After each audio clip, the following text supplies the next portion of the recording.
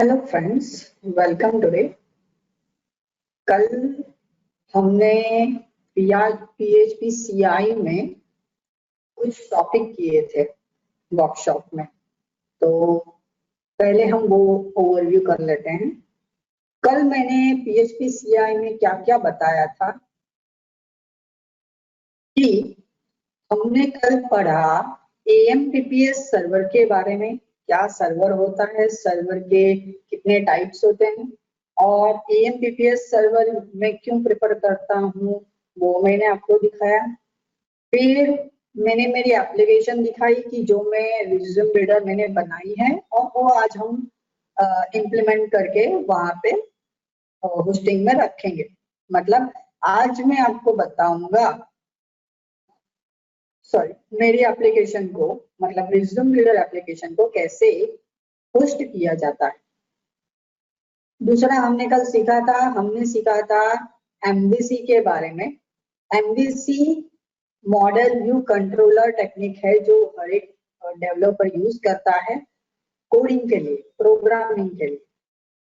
दूसरा हमने सीखा था कोड इग्नाइटर।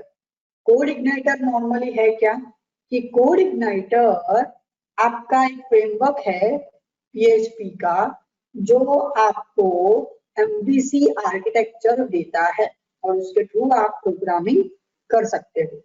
फिर हमने वेरियस डेवलपमेंट टूल्स सीखे थे जिसमें मैंने आपको गिटहब और विजुअल कोड के बारे में बताया था और हमने विजुअल कोड पे सेटिंग भी किए थे और हमने एक प्रोजेक्ट भी बनाया था। कल मैंने आपको टेम्पलेट डाउनलोड करना और उसको कैसे अपलोड करना, विजुअल कोड में सेटअप करना और CI के साथ उसको इंटीग्रेट करना सिखाया था। और हमने एक टेम्पलेट को इंटीग्रेट भी किया था लॉगिन वाला और वो हमने कल इम्प्लीमेंट करके रेडी किया था। आज हम क्या सीखेंगे? आज मैं सबसे पहले आपको दिखाऊंगा कोड इग्नाइटर का controller, model and view part. फिर मैं आपको दिखाऊंगा नॉकआउट। फिर हम देखेंगे रेस्ट API एंड AJAX। फिर हम सीखेंगे प्रॉमिस, असिंक एंड अवेट का यूज इन जावास्क्रिप्ट। फिर हम हमारी API बनाएंगे कोड इग्नाइटर में और जो बनी हुई एप्लीकेशन मैंने आपको जो दिखाई वो मैं आपको होस्ट करवाना बताऊंगा फाइलज़िला के थ्रू मेरे सर्वर पे। और फिर उससे आप कैसे मनी अर्न कर सकते हो उसकी मैं कुछ टिप्स एंड ट्रिक्स आपको बताऊंगा। तो हम शुरुआत करते हैं। सबसे पहले मैं आपको दिखाऊंगा जो हमने कल बनाया था। तो मैं मेरी एप्लीकेशन आपको दिखाता हूँ, लोकल होस्ट, और उसमें हमने रिज्यूम बिल्डर ऐप एक नाम की ऐप बनाई थी और वो ऐप हमने कहाँ पे अपलोड कर रखी थी? हमारे गिटहब सर्वर पे, और वो भी मैंने कल आपको दिखाया था। तो ये ऐप अभी रेडी नहीं है। क्यों रेडी नहीं है? क्योंकि यहाँ पे मैंने लॉगिन का कुछ क्रेडेंशियल कुछ रखा नहीं है और वो अभी क्या, जैसे कि रजिस्टर पे भी क्लिक करेंगे तो वो कोई फॉर्म भी नहीं बता रहा है। तो हम ये पूरा पहले लॉगिन मॉड्यूल को कंप्लीट करेंगे और लॉगिन मॉड्यूल में मैं आपको सिखाऊंगा दो तरीके। एक होगा हमारा क्लाइंट साइड वैलिडेशन और दूसरा होगा हमारा server side validation using PHP CI। Okay, तो सबसे पहले मैं मेरे फॉर्म को जो प्रोसेस करवाने वाला हूँ उसको मैं पहले रेडी कर देता हूँ। तो सबसे पहले मुझे क्या करना रहेगा? सबसे पहले तो हम देखेंगे यहाँ पे कंट्रोलर। अभी जो मैंने कल आपको दिखाया था कंट्रोलर के बारे में, तो कंट्रोलर एग्जैक्टली क्या है? CI में कंट्रोलर एक क्लास है, जो क्लास उसका फाइल का नाम होना चाहिए और वो एक्सटेंड करना चाहिए CI के कंट्रोलर बेस को। फिर उसकी बहुत सारी मेथड हो सकती है, बट हमने यहाँ पे एक इंडेक्स मेथड बनाई है। अभी इंडेक्स मेथड का मतलब क्या है कि इंडेक्स मेथड का मतलब है जो बाय डिफॉल्ट लॉन्च होती है। ओके, अब ये welcome file directly by default कैसे लॉन्च होती है? वो यहाँ पे आपको कॉन्फ़िगरेशन के फोल्डर के अंदर राउट्स नाम के फोल्डर में आपको मिलेगा। राउट्स नाम का फोल्डर आपका एक एरे है, राउट का अरे, जो डिफॉल्ट कंट्रोलर को होल्ड करता है। सीआई का जो कंट्रोलर टेक्निक है वो कुछ इस तरीके से है कि जब आप क्लास नेम डिफाइन करो, जिसको हम बोलते हैं सीआई के अकॉर्डिंगली उसका स्टैंडर्डाइजेशन, कोड का स्टैंडर्डाइजेशन जो हम बोलते हैं कि क्लास का नाम सीआई में हमेशा फर्स्ट लेटर कैपिटल और आप उसके अंदर अंडरस्कोर यूज कर सकते हो फॉर स्प्लिटिंग मल्टीपल वर्ड। मतलब अगर मैं कुछ ऐसा क्लास लिखने जाऊं लॉगिन पेज, तो मेरा क्लास आएगा लॉगिन अंडरस्कोर पेज, सॉरी ना। मुझे ये वेलकम फाइल नहीं रखनी है, मुझे उसको क्या रखना है? As an login. तो मैं उसको चेंज करके लॉगिन कर देता हूँ। जैसे ही आप उसको लॉगिन करोगे तो उसको आप रीनेम भी करना पड़ेगा। क्यों? क्योंकि ये फाइल अभी लॉगिन होनी चाहिए। जो फाइल का नाम वही क्लास का नाम होना चाहिए। ये जावा की टेक्निक यहाँ पे एमवीसी पे सीआई ने यूज की है। ओके, ये कमेंट हम निकाल देते हैं। और अब राउट्स में आपको क्या लिखना है? नॉर्मली जब भी आप कंट्रोलर को कहीं पे लिखो, इन ऑटोलोड, इन राउट्स और एनीवेयर एल्स, आपको यूज करना है स्मॉल केस में। मतलब यहाँ पे सपोज मैंने लिखा है लॉगिन कैपिटल में, तो यहाँ पे मुझे सिर्फ लॉगिन लिखना है स्मॉल। क्या करना, ये केस सेंसिटिव नहीं है, यहाँ पे वो यहाँ पे आपको स्मॉल में लिखना पड़ेगा। बट यहाँ पे ये केस सेंसिटिव है क्योंकि ये फाइल का नाम ही क्लास का नाम आएगा। ओके, तो राउट्स में आपने लॉगिन एज एन आपका प्राइमरी फाइल रखा है, कोई चेंज हुआ नहीं, बट मेरा लॉगिन फाइल अभी डायरेक्ट फाइल बन गया। अब उसने इंडेक्स को ही क्यों लॉन्च किया? जब भी आप सीआई में क्लास बनाते हो तो जो क्लास प्राइमरीली आपने रजिस्टर किया है एज एन डिफॉल्ट कंट्रोलर, उसकी और हर एक ऐसी क्लास की एक बाय डिफॉल्ट फंक्शन होता है, वो है इंडेक्स फंक्शन। इंडेक्स फंक्शन क्या काम करता है कि ये आपका लॉगिन का वो यूआरएल जनरेट करता है जिससे आप ये पेज लिख रहे हो। ओके, अब आप सोचोगे कि ये स्लैश लॉगिन करके भी हो सकता है। हाँ, हो सकता है, बट ये ऐसे वर्क करेगा नहीं। ये कैसे वर्क करेगा? तो जब भी आप सीआई में बाय डिफॉल्ट ऑप्शन पे जाते हो, डिफॉल्ट ऑप्शन यही प्रॉब्लम करता है, उसमें आपको हर एक कंट्रोलर को कॉल करने के लिए ऐसा कुछ index.php लिखना पड़ता है। तो यहाँ पे मुझे क्या लिखना पड़ेगा? index.php। अब ये क्यों मुझे लिखना पड़ रहा है? ये सीआई का डिफॉल्ट मैकेनिज्म है यूआरएल राउटिंग में। मैं आपको वो दिखाता हूँ। ओके, तो हमें सबसे पहले रिमूव करना पड़ेगा index.php इन आवर कोडिग्नाइटर यूआरएल। कोडिग्नाइटर की यूआरएल जो क्लास का जो यूज केस होता है वो कुछ इस तरीके से होता है। जब भी आप कंट्रोलर बनाते हो तो कंट्रोलर आपका कुछ स्लैश करके ऐसे आएगा। अगर आप कंट्रोलर के अंदर कोई फंक्शन बनाते हो तो वो ऐसे करके आएगा। जैसे मैं आपको दिखाऊं कि मैं लॉगिन के अंदर एक फंक्शन बनाने वाला हूं और इस बना देता हूं रजिस्टर नाम का फंक्शन। तो रजिस्टर नाम का फंक्शन मैंने किसके अंदर रखा है? लॉगिन के अंदर। ओके, तो वो कुछ इस तरीके से मुझे सीआई में मिलेगा कि ये मेरा लॉगिन टेम्पलेट है। अगर मैं लॉगिन स्लैश रजिस्टर करता हूँ, जो मेरा फंक्शन का नाम है, तो आप कहाँ पे मूव ऑन हो जाओगे, रजिस्टर पे। अब सबसे इंपॉर्टेंट चीज, आपको index.php लिखना ही पड़ेगा, वो कंपलसरी है, बट मुझे वो नहीं लिखना है। तो उसके लिए CI ने एक टेक्निक आपको दी गई है कि रिमूव index.php फाइल। अब ये index.php फाइल रिमूव नहीं करना है, हमें उस URL में से उसको रिप्लेस करना है।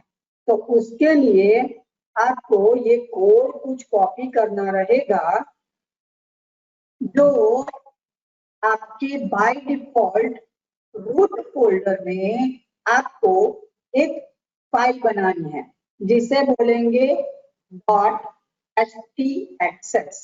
अब htaccess फाइल क्या होती है? PHP में htaccess फाइल हमारे अपाचे इंजन को रीराइट करने के लिए यूज होती है। मतलब सर्वर के कुछ कॉन्फ़िगरेशन को आपको रन टाइम पे चेंज करवाना है, तो यहाँ पे आपको htaccess की फाइल को यूज करना है। ये नॉर्मली सिक्योरिटी पर्पस भी यूज होती है, और ब्लॉकिंग करने के लिए, और SEO के लिए, और कैच करने के लिए भी यूज होता है। तो इसके बहुत सारे यूज केसेस हैं, बट हमारा अभी का यूज केस है कि हमें index.php रिमूव करना है। तो जैसे ही आपने htaccess फाइल बनाई रूट फोल्डर में, अब जाओगे अभी हमारे सॉरी ओरिजिनल फोल्डर में, तो आप देख सकते हो कि लॉगिन स्लैश रजिस्टर हमने बना दिया। अब मैं आपको दिखाता हूं कि भाई मुझे अभी लॉगिन स्लैश रजिस्टर नहीं लिखना है, तो आपको क्या करना रहेगा, आपको अपने नए URL राउट को रजिस्टर करना रहेगा। और वो आप कैसे करोगे? Like this, login slash register जो आपका फंक्शन है, वो आएगा राइट हैंड साइड पे, और यहाँ पे आएगी राउट की नई URL। मतलब जो यहाँ पे जाना चाहता है रजिस्टर पे, उसको कहाँ पे आपको भेजना है? रजिस्टर की ओरिजिनल URL पे। मतलब कोई भी अगर टाइप करेगा लॉगिन स्लैश रजिस्टर, या फिर वो रजिस्टर URL पे टाइप करेगा, तो वो कहाँ पे जाएगा? लॉगिन फंक्शन के अंदर, रजिस्टर फंक्शन के अंदर, बराबर। लॉगिन फंक्शन के अंदर, रजिस्टर फंक्शन के अंदर, मतलब login class in register function. Okay, तो ये कैसे करेंगे? सिर्फ रजिस्टर लिखो। अब आप देख सकते हो आपकी URL भी लिंक हो चुकी है। तो इस तरीके से आपका क्या हुआ? लॉगिन राउट और आपका कस्टम राउटिंग सेटअप। ओके, तो उस सेटअप को मैं दिखाता हूं मेरी एप्लीकेशन में कैसा है। जैसे आप कॉन्फ़िग में जाओगे, आपको राउट्स मिलेगा, और वो राउट कुछ इस तरीके से है।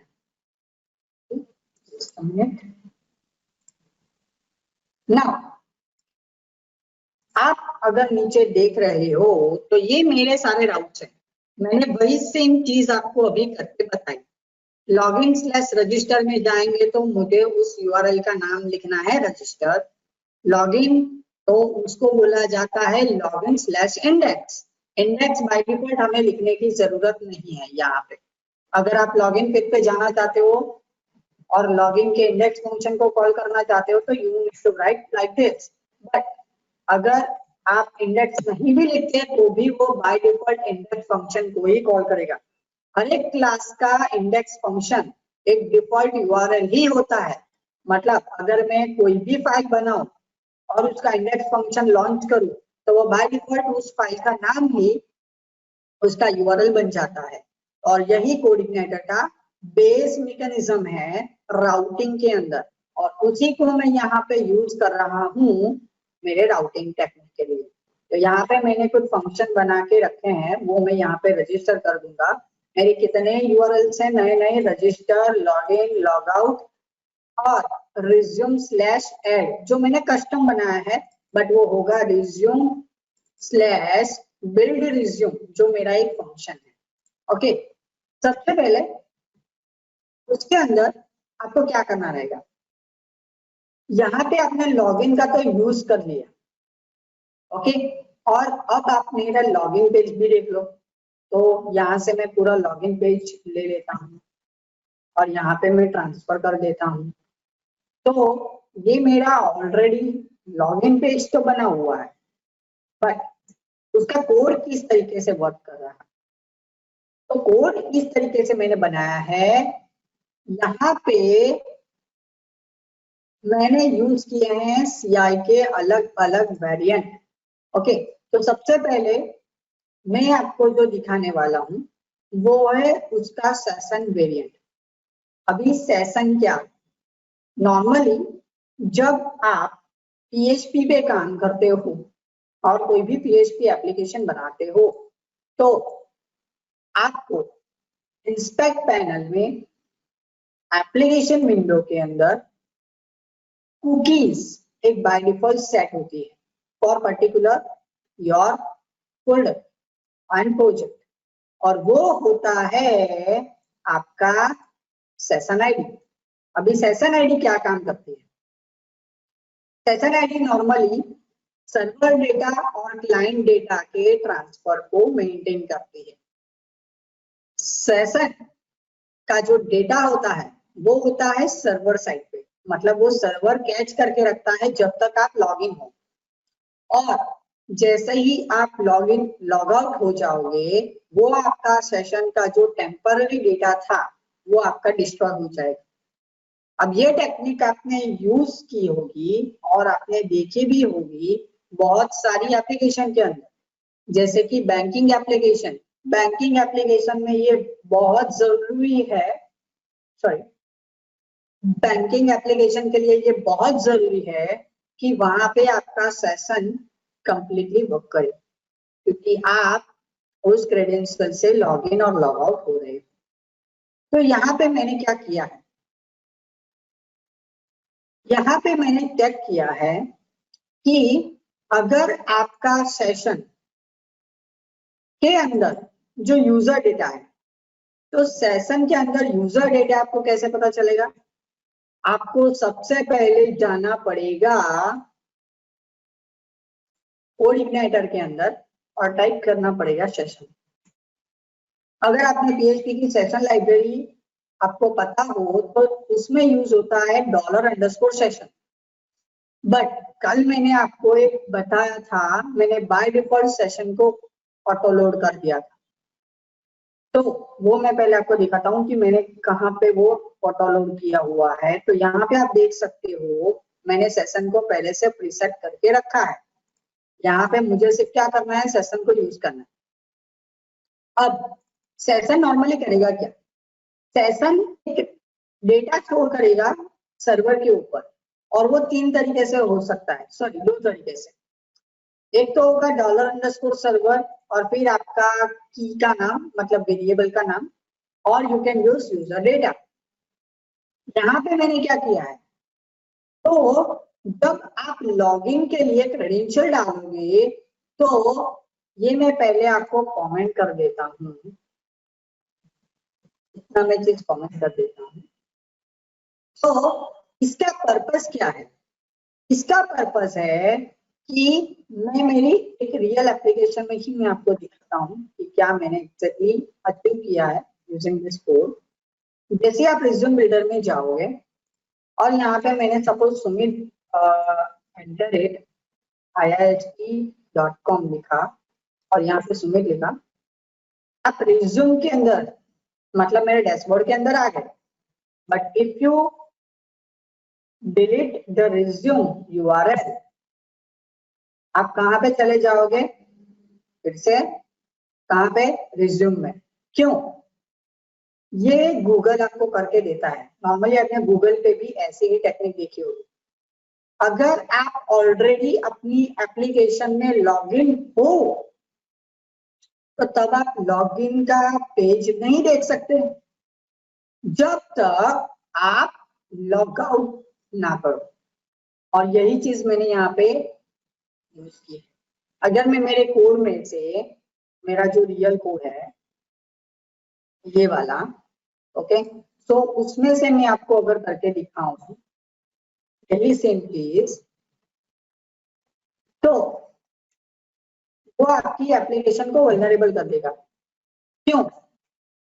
अब आप लॉगिन पेज पे आ गए, फिर से मैं रिज्यूम लिखता हूं, अब आप डैशबोर्ड पे भी आ गए, मतलब आपके डेटा जो है आपने लॉग आउट किए बिना आप लॉगिन में भी जा सकते हो और आपके डैशबोर्ड को भी एक्सेस कर सकते हो। ये हुई वल्नरेबिलिटी जो मैंने यहाँ पे इस कोड से रिड्यूस की है।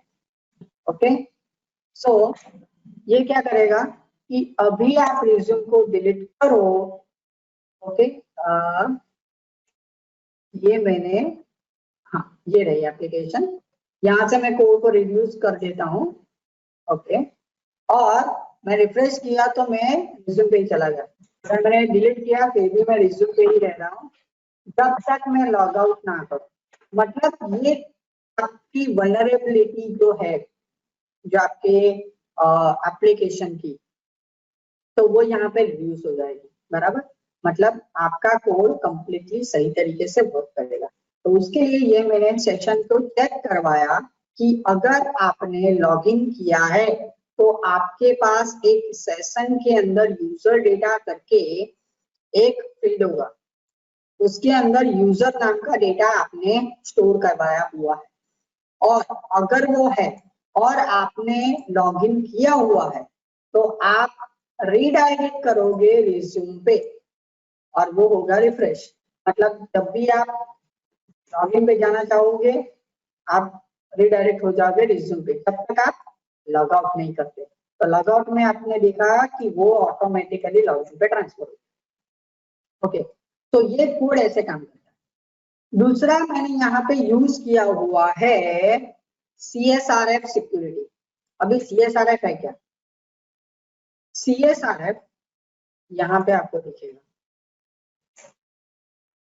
ओके, सिक्योरिटी में जाओ, यहाँ पे CSRF प्रोटेक्शन के बारे में कुछ लिखा गया है। CSRF प्रोटेक्शन एग्जैक्टली क्या है ये यहाँ से हम इसको सर्च करते हैं। ओके, जिसको क्रॉस साइट रिक्वेस्ट फोर्जरी बोलते हैं। ये आपको डेवलपिंग में सबसे ज्यादा ध्यान में रखनी है। OS.org ये एक साइट है जो जितने भी हैकिंग होते हैं रियल टाइम में उन सब के जो रेगुलेशंस हैं आपकी एप्लीकेशन के अंदर, जो आपको सिक्योरिटी पॉइंट यूज करने हैं, उन्होंने क्या किया हुआ है कि उन्होंने सारे जो हैकिंग कंसेप्ट्स हैं उनके रिलेटेड एक ब्लॉग बनाया हुआ है जो आपको बताएगा कि आपको क्या करना रहेगा प्रिवेंट करने के लिए उस हैकिंग टेक्निक को।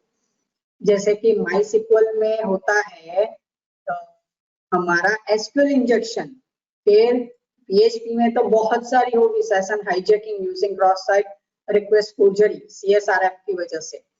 फिर दूसरी भी बहुत सारी टेक्निक्स है जिससे आपका जो एप्लीकेशन है उसको आप हैक कर सकते हो। ओके, तो वो जो सारी टेक्निक्स है उसने यहाँ पे उसका प्रिवेंशन दिया गया है कि आप कैसे उसको प्रिवेंट करोगे। और जो भी एप्लीकेशन डेवलपर होता है उसको ये गाइडलाइन फॉलो करनी रहती है, वरना उसकी एप्लीकेशन हैकेबल होती है।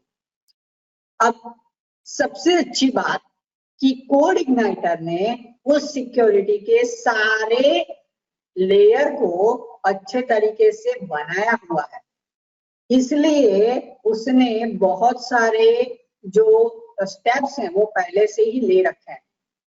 इसलिए आपको यहाँ से सिर्फ उसको यूज करना है, आपको कोई तरीके का लॉजिक नहीं लगाना है, सिर्फ आपको उसको यूज करना आना चाहिए। जैसे कि CSRF में मुझे सिर्फ क्या करना रहेगा, मुझे मेरे जो 2 टोकन जो मैंने कल रजिस्टर करवाए थे इन माय कॉन्फ़िग में आप जाके देख सकते हो, मैंने resume builder token and resume builder app ID register करवाया था। ये मेरे ओरिजिनल एप्लीकेशन में। और अगर आप उसमें भी देखो तो सेम ही मैंने कुछ किया था, उसमें मैंने कुकी नेम करके कुछ रखा था, तो इट इज नियरली सेम।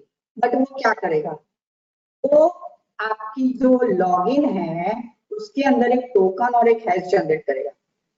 अब ये जो टोकन और एक हैश है वो मैंने ट्रांसफर करवाया हुआ है कहाँ पे, ये मैंने ट्रांसफर करवाया हुआ है इन माय लॉगिन पेज।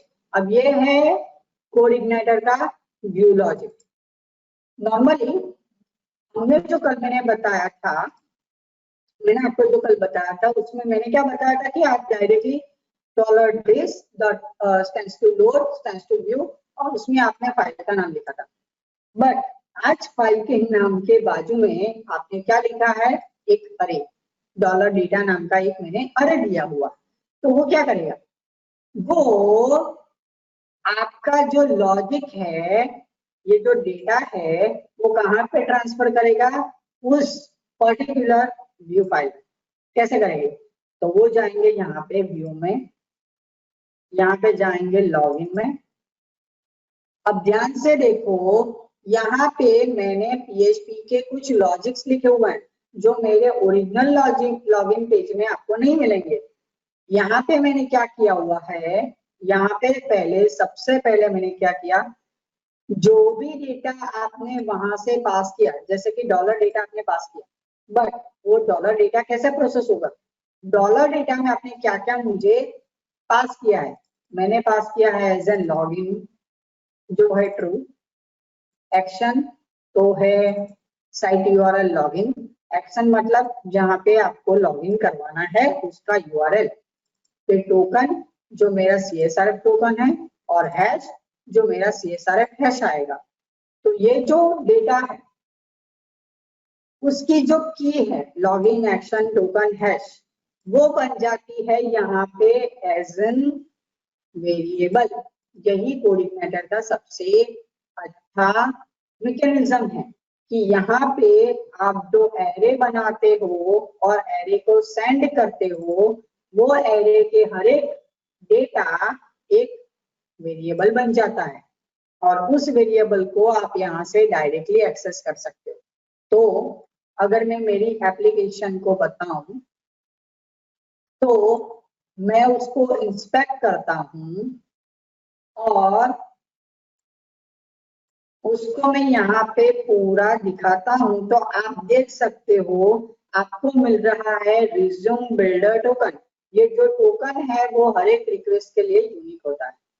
और दूसरी सबसे इंपॉर्टेंट चीज, हमने जो कुकी टोकन और ऐप आईडी बनाई थी ऐसे मेरे टोकन में, वो भी यहाँ पे आपको दिख रही है। और यहाँ पे जो ऐप आईडी है और यहाँ पे आपका जो कुकी है, सॉरी टोकन है, वो सेम होना चाहिए, तभी आपका लॉगिन वर्क करेगा। अदरवाइज आपने सेशन को हाईजैक करने की कोशिश की है और वो डायरेक्टली क्या हो जाएगी, अनएक्सेसिबल। जैसे कि यहाँ पे मैं उसको डिलीट कर देता हूँ एंड यहाँ पे अगर ये मेरा डेटा सही भी मैंने पास किया,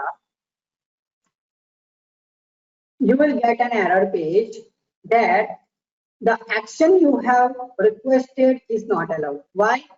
Because आपने मुझे हैक करने की कोशिश की, आपने मेरे टोकन को अनवैलिडेट किया। ओके, अब मैं टोकन को कुछ नहीं करता, अब मैं टोकन को जाने देता हूँ। यहाँ पे मैं st.com लिखूंगा, submit लिखूंगा and you will get your resume builder। Okay, यहाँ से आप पूरा उसको एक्सेस कर सकते हो। तो इस तरीके से मेरा क्या काम कर रहा है, लॉगिन। अब हमने कल बात की थी एन्क्रिप्शन सिक्योरिटी की। अभी एन्क्रिप्शन जो होता है वो कैसे होता है, एन्क्रिप्शन के लिए आप दो तरीके के टेक्निक्स यूज कर सकते हो इन CI। पहला होगा हमारा हैश फंक्शन और दूसरा होगा हमारा एन्क्रिप्ट फंक्शन। एन्क्रिप्ट फंक्शन वो कुछ ऐसे काम करता है, तो मैं आपको दिखाता हूँ। तो मैंने एन्क्रिप्ट फंक्शन यूज किया है इन माय कोड। तो सपोज मैं आपको डायरेक्टली दिखा देता हूँ। जैसे कि मैं एक फंक्शन बनाता हूँ in login public function check encrypt के लिए ENC कुछ मैं लिख देता हूँ और यहाँ पे मैं कुछ एको करता हूँ $this encryption to encrypt and decrypt function by default कोडिग्नेटर में पहले से मौजूद है। जैसे कि मैंने यहाँ पे एक डॉलर डेटा करके एक वेरिएबल बनाऊंगा जिसके अंदर मैं सुमित नाम का डेटा डालूंगा और उसको मैं यहाँ पे कर रहा हूँ एनक्रिप्ट और सेम नेक्स्ट लाइन में सॉरी मैं उसको कर रहा हूँ डिक्रिप्ट।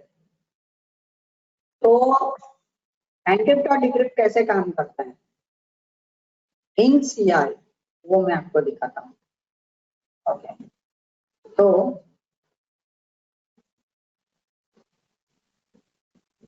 ये मैंने पूरा कुछ लॉजिक किया और यहाँ पे मैं जाता हूँ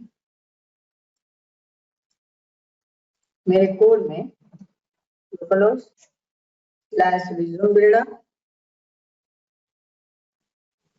ओके और उसके अंदर हमने वो फंक्शन बनाया था किसके अंदर लॉगिन के अंदर। तो लॉगिन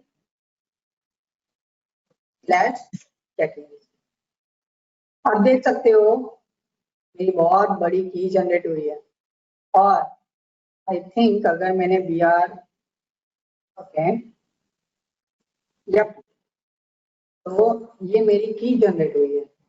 आप देख सकते हो ये इतनी बड़ी की कैसे जनरेट हुई। ये इतनी बड़ी की जो जनरेट हुई है वो कुछ इस तरीके से होगा। डिक्रिप्ट करने के लिए आपको वो जो की है उसका इस्तेमाल करना रहेगा। तो मैं क्या करता हूँ मैं उसका एनक्रिप्शन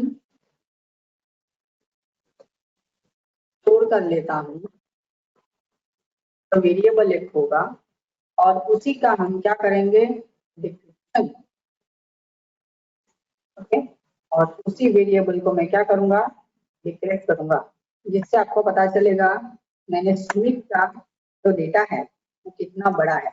अब देख सकते हो एनक्रिप्शन क्या काम करता है वो आपके एक सिर्फ ये 5 डेटा मैंने 5 कैरेक्टर दिए हैं बट वो 5 कैरेक्टर का पूरा एक टोकन जनरेट करता है बहुत बड़ी स्ट्रिंग में।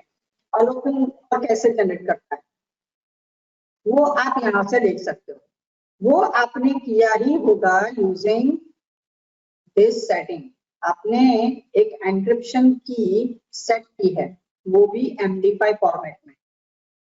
MD5 फॉर्मेट में हमने resume builder okay resume builder आपने रखा है और उससे आपकी एक ये की जनरेट होगी जो कोडिग्नेटर का एनक्रिप्शन फंक्शन करता है। और अब देखो तो ये बहुत बड़ी की होगी जिसको हैक कर पाना नियरली इम्पॉसिबल है। ओके जब तक उसके पास वो की नहीं मिल जाती और उसको मैंने की भी मिल जाएगी तो भी उसको पहले MD5 में डिक्रिप्ट करना पड़ेगा। ओके सो ये नियरली इम्पॉसिबल मैकेनिज्म होगा कि अगर कोई आपकी एप्लीकेशन को हैक करे। ओके तो यही encryption technique as an token use कर सकते हैं या फिर आप नॉर्मली API के लिए जो API हम यूज करने वाले हैं उसके लिए आप यूज कर सकते हो JWT। JWT भी यही काम करता है और उसको भी हम यूज कर सकते हैं for token system. Okay Jason passing के लिए हमें टोकन सिस्टम चाहिए होगा तो यहाँ पे बहुत सारे एल्गोरिदम्स हैं जिससे डेटा ट्रांसफर होता है कुछ इस तरीके से। ओके तो हम इसके बारे में डिटेल में नहीं करेंगे बट ये भी एक टेक्निक है जिसका आप यूज कर सको बट कोडिग्नेटर पहले से ही उसको दे रहा है तो आप उसका डायरेक्टली यूज कर सकते हो। ओके तो हम आते हैं हमारी ओरिजिनल वेबसाइट पे। यहाँ पे मैंने पासवर्ड को हैश से कन्वर्ट किया है। अब आप ध्यान में रखना अगर आपने एनक्रिप्ट यूज किया फंक्शन एनक्रिप्शन का क्लास यूज करके, तो आप उस डेटा को डिक्रिप्ट भी कर पाओगे। बट अगर आपने हैश फंक्शन किया तो वो एक सिंगल वे ही ट्रांसमिशन करेगा। मतलब आपने जो भी पासवर्ड मुझे दिया, मैं उसका साफ 512 से एनक्रिप्ट करूंगा और वो एक स्ट्रिंग जनरेट करेगा जो कुछ इस तरीके की है। तो यहाँ पे मैं जाता हूँ डेटाबेस में और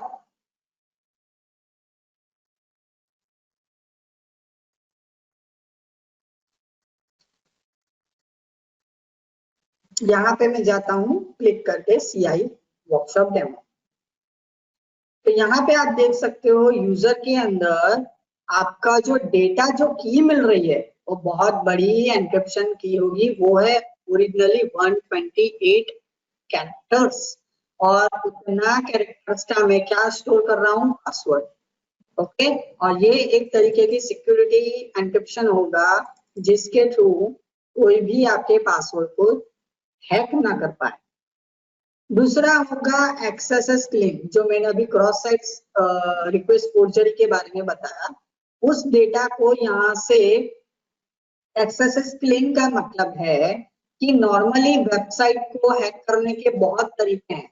जैसे कि हमारा सबसे फेवरेट जो तरीका होता है हैकर का, वो होता है स्क्रिप्ट को इंजेक्ट करो, लाइक दिस।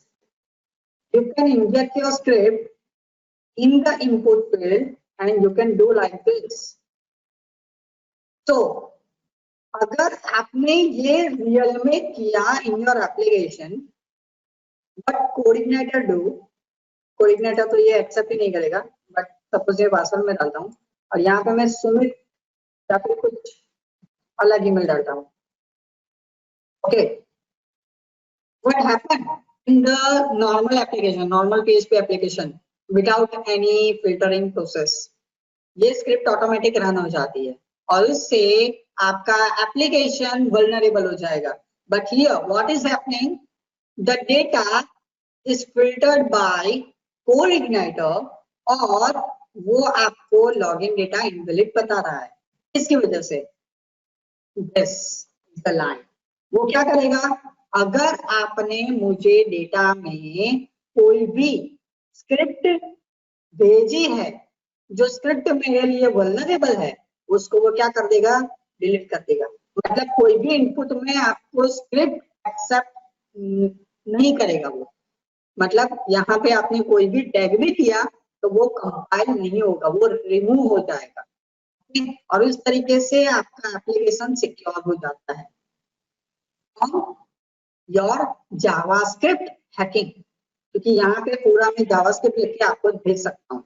और I can use my PHP script as well. I can use this like, मैंने सपोज मैं ऊपर बताता हूँ। Okay, I can use this. This is also one type of a hacking your form. Okay, I'm just doing simple thing. Hello. Okay, but there is no use. क्यों? क्योंकि PHP में suppose आपने form में से कुछ भी data pass किया, that is no use. आपको कोई फर्क नहीं पड़ेगा क्योंकि ये यहाँ से बाईपास ही हो जाएगा। ओके, अब दूसरा जो बाईपास टेक्निक है वो है form validation. Now what is form validation in CI? तो सबसे पहले हम जाएंगे यहाँ पे, लिखेंगे फॉर्म वैलिडेशन। CI ने फॉर्म वैलिडेशन की लाइब्रेरी पहले से बना के रखी है, यहाँ पे आप देख सकते हो। जैसे आप फॉर्म वैलिडेशन में जाओगे, आपको सबसे पहले नीचे ही जाना है, मतलब एकदम बॉटम में आपको पूरा वैलिडेशन का लेयर मिलेगा कि कितने तरीके के वैलिडेशन CodeIgniter ने बनाए हुए हैं। अब दो तरीके के वैलिडेशन होंगे, एक होगा क्लाइंट साइड वैलिडेशन और एक होगा सर्वर साइड वैलिडेशन। तो क्लाइंट साइड वैलिडेशन यहाँ पे मैंने नहीं किया है। अगर आप देखो तो मैं लॉगिन पे क्लिक कर रहा हूँ तो वो प्रोसेस तो हो रहा है, पूरा पेज रिलोड हुआ। जब हम क्लाइंट साइड वैलिडेशन करते हैं तो वो कुछ इस तरीके से होगा। जैसे मैं व्यू में जाता हूँ लाइक दिस, और मैं लॉगिन के अंदर लॉगिन पेज में जाता हूँ, तो अगर आपने HTML5 के बारे में पढ़ा होगा तो HTML5 में एक एट्रीब्यूट होता है, वो है रिक्वायर्ड। तो वो रिक्वायर्ड एट्रीब्यूट नॉर्मली किसके लिए यूज होता है? For validation in the form. तो वो सर्वर साइड वैलिडेशन नहीं होगा, वो क्या होगा? Client side validation. जैसे कि अभी मैं लॉगिन पे क्लिक करूंगा तो मेरा लॉगिन प्रोसेस नहीं होगा जब तक ये डेटा एक्यूरेट नहीं है। ओके, तो ये क्लाइंट साइड वैलिडेशन हुआ। बट सर्वर साइड ये हुआ कि लॉगिन डेटा इज इनवैलिड, वो सर्वर से होके आया है। तो ये दो अलग अलग तरीके हैं।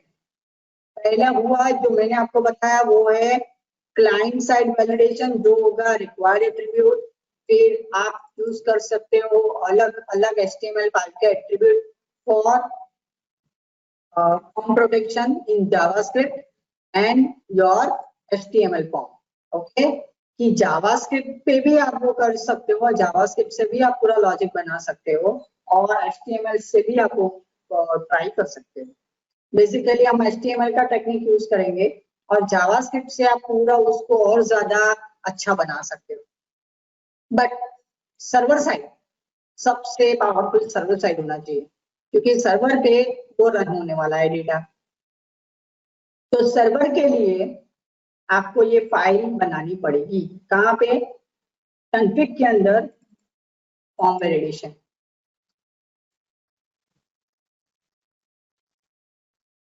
अगर मैं फॉर्म वैलिडेशन की बात करूं तो मेरा जो कॉन्फ़िग है, मैंने एक एरे बनाया कॉन्फ़िग, वो कॉन्फ़िग एरे अलग अलग फॉर्म के लिए आपका एक की आपको बनाना है। जैसे कि लॉगिन फॉर्म के लिए मुझे वैलिडेशन बनाना है तो मुझे लॉगिन नाम का की बनाना पड़ेगा, और उस की को मुझे ट्रांसफर करना पड़ेगा इन माय एरे। ये भी एक एरे है, और उस एरे में हर एक ईच फील्ड की वैलिडेशन लॉजिक होगी। जैसे कि यहाँ पे मेरी फील्ड का नाम है ईमेल, जो ये नेम वेरिएबल है, उस वेरिएबल का नाम आपको एजन फील्ड में लिखना है।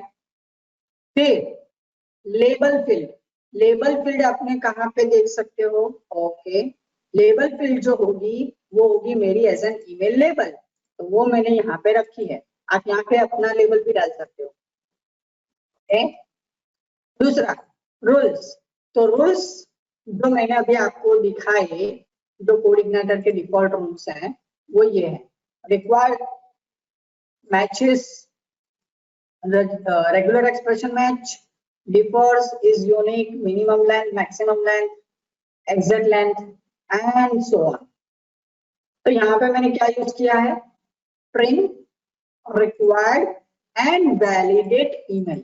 लॉगिन में आपको यही चीज सबसे ज्यादा इंपॉर्टेंट होगी कि आपको सबसे पहले ईमेल को वैलिडेट भी करना रहेगा, तो वो क्लाइंट साइड भी हो और सर्वर साइड भी हो। सिमिलरली ऑन पासवर्ड मैंने सबसे पहले ट्रिम करवाया कि आपने व्हाइट स्पेस कभी भी मेरी वहां पे कैप्चर नहीं होगी। फिर रिक्वायर्ड मतलब वो ब्लैंक नहीं जाएगा, और उसकी मैक्सिमम लेंथ होगी 50 कैरेक्टर की। मतलब पासवर्ड में 50 कैरेक्टर से ज्यादा मैं वहां पे नहीं भेज सकता, और मेरा सर्वर उसको प्रोसेस करेगा भी नहीं। सिमिलरली फॉर रजिस्ट्रेशन, और रजिस्ट्रेशन में आपको एक ज्यादा मैंने कुछ किया है, इज यूनिक मैंने फील्ड यूज किया है और फॉर्म वैलिडेशन।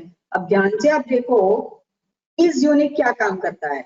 इज यूनिक आपका जो टेबल फील्ड है और उसमें जो आपने फील्ड बनाया, जैसे कि टेबल के अंदर मुझे ईमेल को यूनिक करना है तो मुझे क्या देना पड़ेगा? टेबल का नाम, और जिस फील्ड को आपने यूनिक रखा है उसका नाम, और वो आपके फॉर्म के साथ चेक करेगा। तो अगर आप ध्यान से देखो, अगर मैं सुमित नाम का एक दूसरा पर्सन बनाने जाऊं और वो मुझे रिजेक्ट करना चाहिए। तो the email field must be contain a unique value, और वो कहाँ से आ रहा है? Because of this line. अगर ये मैं निकाल दूंगा तो सुमित नाम का दूसरा पर्सन भी रजिस्टर हो जाएगा, और यही तरीके से आपका डेटाबेस बच सकता है यूनिक की के वजह से। और यूनिक की की वजह से आपको यहाँ पे प्रोसेस करने मिल रही है कि आप अपने जो डेटाबेस में मल्टीपल यूनिक वैल्यू भी रख सकते हो। जैसे कि मैंने फोन नंबर का आपको बताया था कि फोन नंबर भी आप यूनिक रख सकते हो, और उसी तरीके से मैंने यहाँ पे क्या किया है, ईमेल को यूनिक किया है। और वो ईमेल यूनिक कैसे हुआ? इस यूनिक फंक्शन से, जो यहाँ पे टेबल के अंदर यूजर ईमेल को यूनिक करेगा, और आपको कोई लॉजिक नहीं लिखना है, ये बाय डिफॉल्ट अपने आप काम करेगा। ओके, तो इस तरीके से मैंने ईमेल लिया, पासवर्ड लिया, और मोबाइल में मैंने कुछ रेजेक्स मैच लिखा है। What do you mean by regex match? Regex match का मीनिंग है रेगुलर एक्सप्रेशन मैचिंग, और उसमें मैंने ये कुछ लिखा हुआ है नंबर। सपोज आप ट्राई करो लाइक दिस। ओके, यहाँ पे फिर से मैं यही करता हूँ।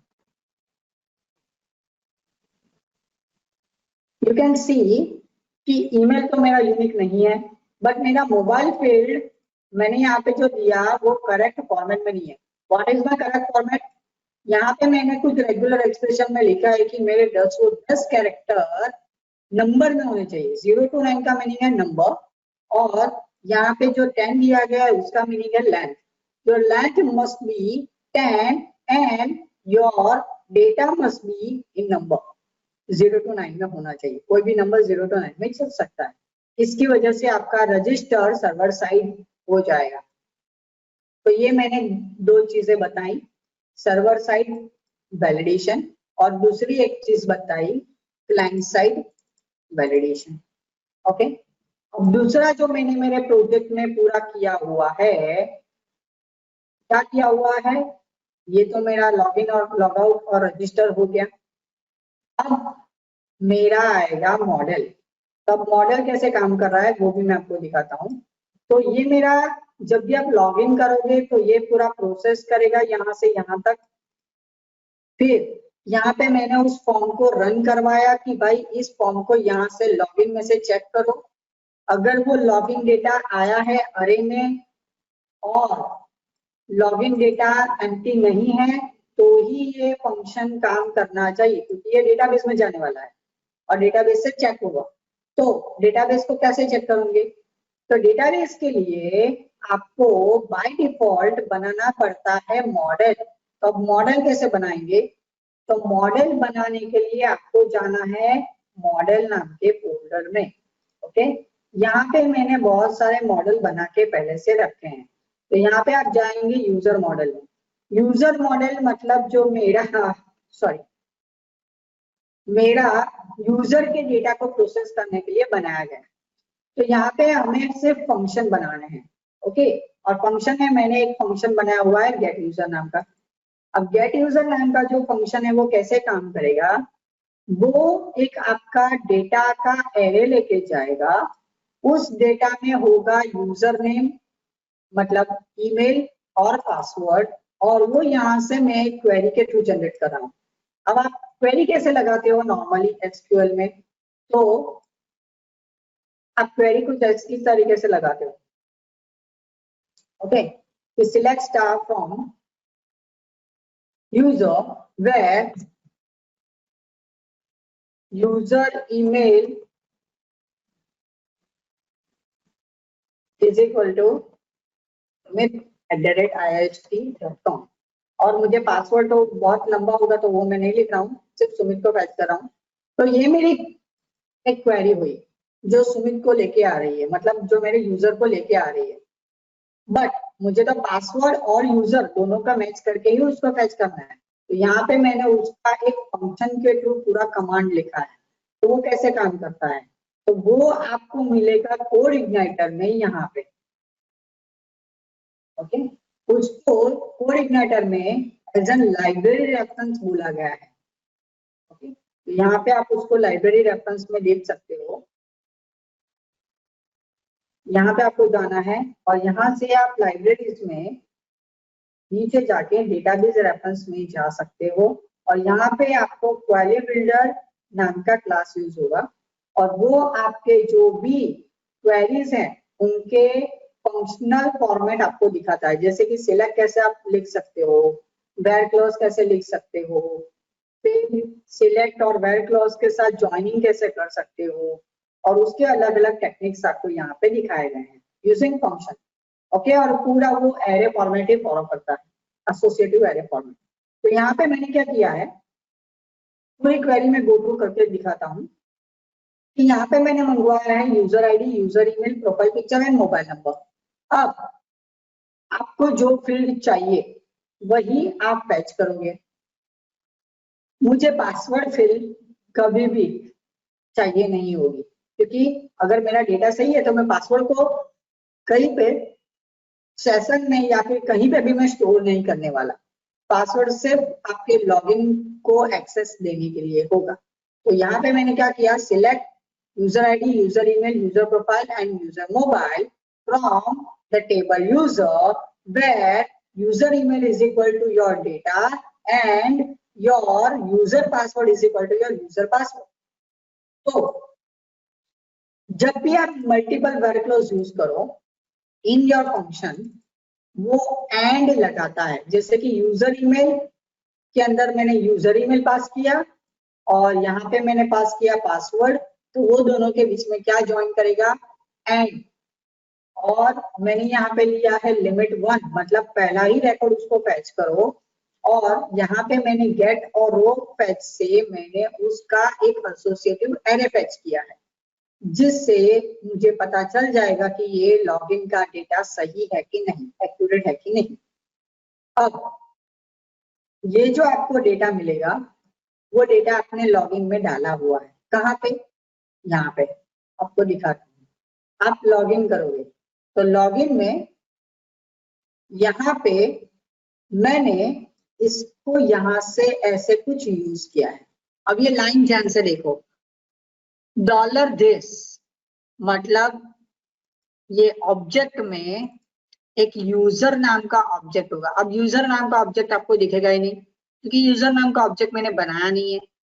ये यूजर ऑब्जेक्ट कहीं पे तो रजिस्टर करना पड़ेगा ये मॉडल को एक्सेस करने के लिए। तो ये मॉडल को एक्सेस करने के लिए आपको कहाँ पे जाना है, आपको जाना होगा इन योर ऑटोलोड फाइल और यहाँ पे लास्ट में आपको सारे मॉडल के उसके एक्सेस स्पेसिफिकेशन करने रहेंगे। जैसे कि यूजर मॉडल का मैंने एक्सेस दिया यूजर, एजुकेशन मॉडल का दिया मैंने edu, फिर एक्सपीरियंस मॉडल का दिया exp, पर्सन का दिया per, लैंग्वेज का दिया lan। ओके, तो वो सारे मैंने मॉडल को यहाँ से रजिस्टर किया हुआ है और ये मैंने पहले से इनबिल्ट फंक्शन बना के रखे हैं, जो मैं किसके लिए यूज करूंगा, add, edit, delete and update. और वो सिंपल फंक्शन है, जैसे कि इंसर्ट का फंक्शन इंसर्ट की क्वेरी बनाएगा आपके एरे से। ओके, उस तरीके से ये सारे आपको फंक्शन बनाने रहेंगे। अपडेट यूजर के लिए मैंने अपडेट का बनाया, उसी तरीके से मैंने सारे बनाए हुए हैं पर्सन के अपडेट डिलीट, लैंग्वेज के भी अपडेट डिलीट और सिलेक्ट, एक्सपीरियंस के भी सेम और एजुकेशन के भी सेम। तो ये सारे मैंने बना के पहले से रखे हुए हैं और उसमें मैंने सिर्फ एक ही टेक्निक का यूज किया है, वो है CRUD ऑपरेशन। तो CRUD ऑपरेशन मैंने कैसे किया, add person, get person, update person and delete person. Okay, उसमें क्या आएगा, ऐड में आएगी इंसर्ट की क्वेरी, गेट में आएगी सिलेक्ट की क्वेरी, अपडेट में आएगी अपडेट की क्वेरी और डिलीट में आएगी डिलीट की क्वेरी। और उस तरीके से आपका ये पूरा CRUD ऑपरेशन मेंटेन होगा। ओके, और वो आपको कहाँ पे मिल जाएगा, यहाँ से। आप यहाँ से उसको पूरा गो थ्रू करके उस फंक्शन को डेवलप कर सकते हो। ओके, दूसरी चीज कि जैसे ही मुझे यूजर मिल गया जो आपने लॉग इन किया है, उसको मैं चेक करूंगा, अगर वो एम्प्टी नहीं है तो मैं एक सेशन में यूजर नाम का डेटा रजिस्टर करूंगा, जिसके थ्रू मैं हर एक पेज में चेक कर रहा हूँ कि कौन सा यूजर अभी लॉगिन है, और उसका एक बुलियन वैल्यू ले रहा हूँ एज एन लॉगिन, जो भी मैं हर एक पेज पे चेक करूंगा कि लॉगिन वो यूजर है कि नहीं, मतलब ये यूजर लॉगिन अभी है कि नहीं। अगर वो नहीं है तो उसको लॉग आउट कर दो, अगर वो है तो उसको लॉगिन पेज का एक्सेस मिलेगा नहीं। फिर मैंने उसको यहाँ पे परमानेंटली सेशन में सेट कर दिया जब तक आप लॉग आउट नहीं करते, और यहाँ पे आपको एक सक्सेस मैसेज मिलेगा एज एन वेलकम। ओके, उसी तरीके से आपको एरर मैसेज भी मैंने यहाँ पे दिखाया गया है, लॉगिन डेटा इज इनवैलिड। अब ये फ्लैश डेटा है क्या? सेशन में मैं दो तरीके के डेटा पास करूंगा इन माय सीआई। फर्स्ट होगा यूजर डेटा, जो होगा परमानेंट डेटा, जब तक आप लॉग आउट नहीं करते, जब तक आप सेशन डिस्ट्रॉय नहीं करते। और दूसरा होगा टेम्पररी डेटा, जो आप बोल सकते हो एज एन फ्लैश डेटा, वो सिर्फ वन टाइम ही होगा। तो जब आप लॉगिन में क्लिक करोगे, तो जैसे कि ओके, यहाँ पे लॉगिन में जाता हूँ, तो जैसे ही मैं लॉगिन में जाता हूँ और मैंने लॉगिन पे क्लिक किया, ओके, कुछ ऐसा कर देता हूँ।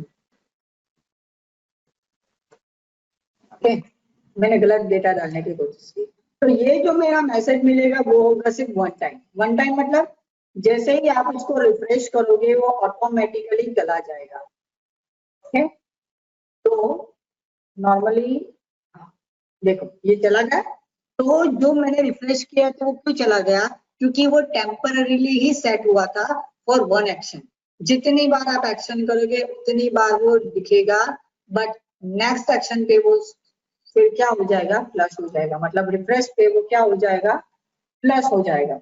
तो उसके लिए हम उसको बोलते हैं फ्लश डेटा, क्योंकि वो वन टाइम ही एक्सेस होगा, नेक्स्ट टाइम वो रिमूव हो जाता है। और उस फ्लश डेटा को मैंने यहाँ पे लॉगिन में कुछ इस तरीके से दिखाया हुआ है। ऊपर आप देखो, तो यहाँ पे मैंने एक इफ कंडीशन लगाई है PHP में कि if my session has flash data error, कि अगर मेरे पास एक एरर नाम का डेटा है सेशन में तो उसको यहाँ पे अलर्ट करवा दो।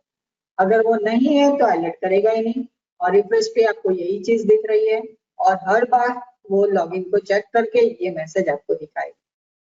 उसी तरीके से वैलिडेशन का जो एरे आपको जो डेटा दिख रहे हैं वो यहाँ से इस कोड से दिख रहे हैं। इफ माय वैलिडेशन एरर, जो मेरा इनबिल्ट फंक्शन है, वो क्या काम करेगा? अगर आपके फॉर्म में कुछ एरर है, जो मैंने अभी फॉर्म वैलिडेशन में लिखा था उसकी तरीके से, तो अगर वो उसमें कोई भी एक फील्ड में एरर है तो वो यहाँ पे उस पर्टिकुलर फील्ड का क्या दिखाएगा? एक पूरा रिकॉर्ड। तो यहाँ पे जो रिकॉर्ड दिख रहा है नीचे, यहाँ पे नहीं, रजिस्टर में मैं आपको दिखा सकता हूँ। तो यहाँ पे मैंने ईमेल डाला हुआ है। ओके, तो यहाँ पे जब मैं रजिस्टर पे क्लिक करूंगा तो मेरा मोबाइल नंबर इनकरेक्ट फॉर्मेट में है। तो ये मोबाइल नंबर का जो डेटा प्रोसेस हो रहा है वो किसकी वजह से हो रहा है? Validation error. ओके, तो ये जो आपको कोड है, यहाँ पे आपको कोई भी तरीके का लॉजिक नहीं लिखना है। लॉजिक तो मैंने ऑलरेडी फॉर्म वैलिडेशन में करके रखा हुआ ही है। आपका जो मैसेज आएगा वो बाय डिफॉल्ट इनबिल्ट आएगा। तो अगर आपने ये पूरा प्रोसेस करके रखा है, आपको सिर्फ वैलिडेशन एरर नाम का फंक्शन आपके यूआई में इंजेक्ट करना रहेगा यूजिंग योर इफ एल्स और व्हाटएवर योर लॉजिक इज, जिससे आप यहाँ पे उसको प्रोसेस कर सकते हो। तो ये रहा हमारा वैलिडेशन एरर जो होगा सर्वर साइड से, और ये हमने सीखा क्लाइंट साइड एरर। और हमारा मॉडल कैसे वर्क कर रहा है वो मैंने आपको दिखाया कि मॉडल मेरा कहाँ से है, ये रहा यूजर मॉडल। वो क्या चेक कर रहा है? मेरी क्वेरी को प्रोसेस कर रहा है, और मुझे क्या दे रहा है? एक डेटा जो मुझे चाहिए, और उसको मैं क्या कर रहा हूँ? प्रोसेस कर रहा हूँ for logging and log out. Okay, अब लॉग आउट कैसे होता है? लॉग आउट के लिए आप नीचे जा सकते हो, यहाँ पे मैंने जो सेशन में सेट किया हुआ डेटा था वो मैंने डिलीट कर दिया और उसको मैंने लॉगिन से क्या कर दिया, रिफ्रेश, जिससे मेरा सेशन रिसेट हो जाएगा और उसकी वजह से आप रिज्यूम पे फिर से लॉगिन नहीं हो सकते, मतलब आप रिज्यूम पे डायरेक्टली नहीं जा सकते। ओके, आपका डेटा जब तक आपका सही नहीं होगा आप रिज्यूम बिल्डर को एक्सेस नहीं कर पाओगे। तो इस तरीके से मेरा कुछ लॉगिन, लॉग आउट और मेरा जो रजिस्टर है वो काम कर रहा है।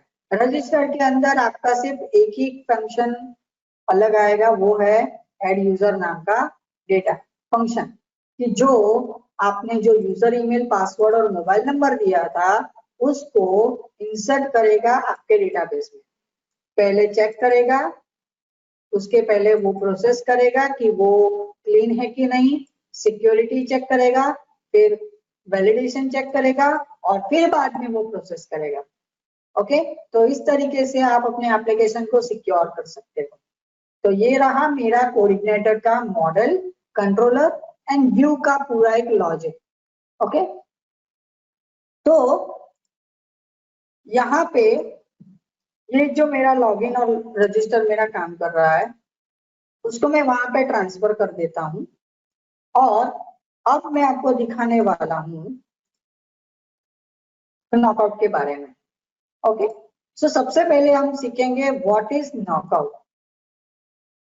अगर आप जावास्क्रिप्ट एप्लीकेशन देखो तो बहुत सारी तरीके की जावास्क्रिप्ट एप्लीकेशन आपको ऑनलाइन मिलेगी। जावास्क्रिप्ट एप्लीकेशन का मतलब है कि ऐसी लाइब्रेरी, ऐसी जावास्क्रिप्ट लाइब्रेरी जिसको आप अपने एप्लीकेशन के लिए यूज कर सको। जैसे कि एंगुलर जेएस है, एंगुलर जेएस एक जावास्क्रिप्ट लाइब्रेरी है, एक फ्रेमवर्क ही है, जावास्क्रिप्ट एप्लीकेशन ही है जिसके थ्रू आप web application, front end web application बना सकते हो। फिर उसी तरीके से रिएक्ट काम करता है, फिर व्यूजेस भी वही तरीके का एक प्रोसीजर हुआ। बट नॉकआउट जेएस उससे अलग है। नॉकआउट जेएस नॉर्मली हमारा फ्रंट एंड में वैल्यू बाइंडिंग के लिए यूज होता है।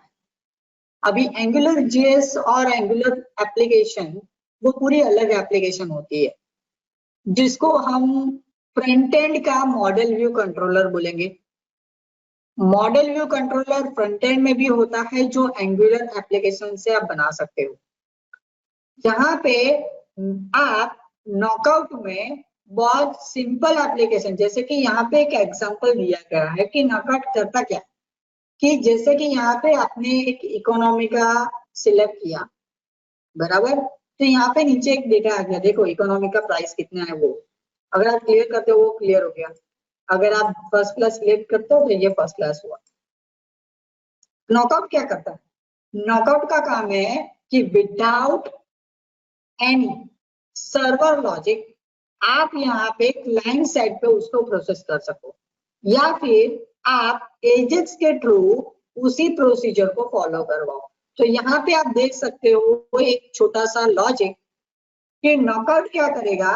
नॉकआउट में आपको एक जावास्क्रिप्ट का फंक्शन बनाना पड़ेगा जो होगा आपका एक मॉडल।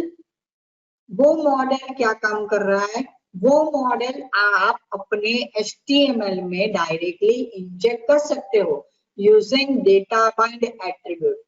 और डेटा बाइंड एट्रीब्यूट क्या काम करेगा, डेटा बाइंड एट्रीब्यूट में आप HTML के जो एट्रीब्यूट्स है, जैसे कि सिलेक्ट में ऑप्शन नाम का एट्रीब्यूट होता है, सॉरी टैग होता है, उसको आप यहाँ से प्रोसेस कर सकते हो। फिर बटन में वो क्लिक नाम का वो एट्रीब्यूट होगा ऑन क्लिक, जो यहाँ से एज इन क्लिक नाम के एट्रीब्यूट से कनेक्ट हो रहा है। तो अनेबल्ड, अनेबल्ड का मतलब है डिस्प्ले नन और डिस्प्ले ब्लॉक। तो यहाँ पे उसने क्या किया हुआ है वो मैं आपको पूरा दिखाता हूँ कि जब आपने जो आपका टिकट है वो सिलेक्ट नहीं किया है तो वो ये पूरा एक आइटम आपको दिखाता है जो है टिकट्स का अरे। टिकट्स का अरे आपको कहाँ से मिलेगा, दिस डॉट टिकट्स के अंदर जहां पे आपने लिखा हुआ है नेम, जो इकोनॉमी, बिजनेस और फर्स्ट क्लास है, और उसकी अल्टरनेटिव प्राइस आपने बनाए के रखी है, यहाँ पे उसके इंडिविजुअल प्राइस है। और ये जो डेटा आपने बाइंडिंग के अंदर, सिलेक्ट के अंदर बनाया है, तो यहाँ पे ऑप्शन टेक्स्ट जो यहाँ पे आपने नेम लिखा है वो क्या है, ये नेम का नाम, मतलब इकोनॉमी, बिजनेस और फर्स्ट क्लास होना चाहिए।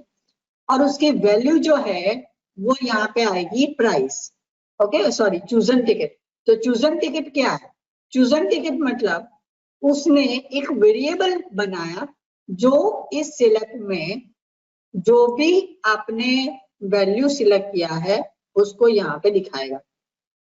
जैसे यहाँ पे मैंने इकोनॉमी को सिलेक्ट किया तो वो उस इकोनॉमी की क्या बता रहा है, प्राइस और उसका वैल्यू। तो वो चूजन टिकट यहाँ पे एक ऑब्जर्वेबल है, ऑब्जर्वेबल ही नॉकआउट का मेन बेस है।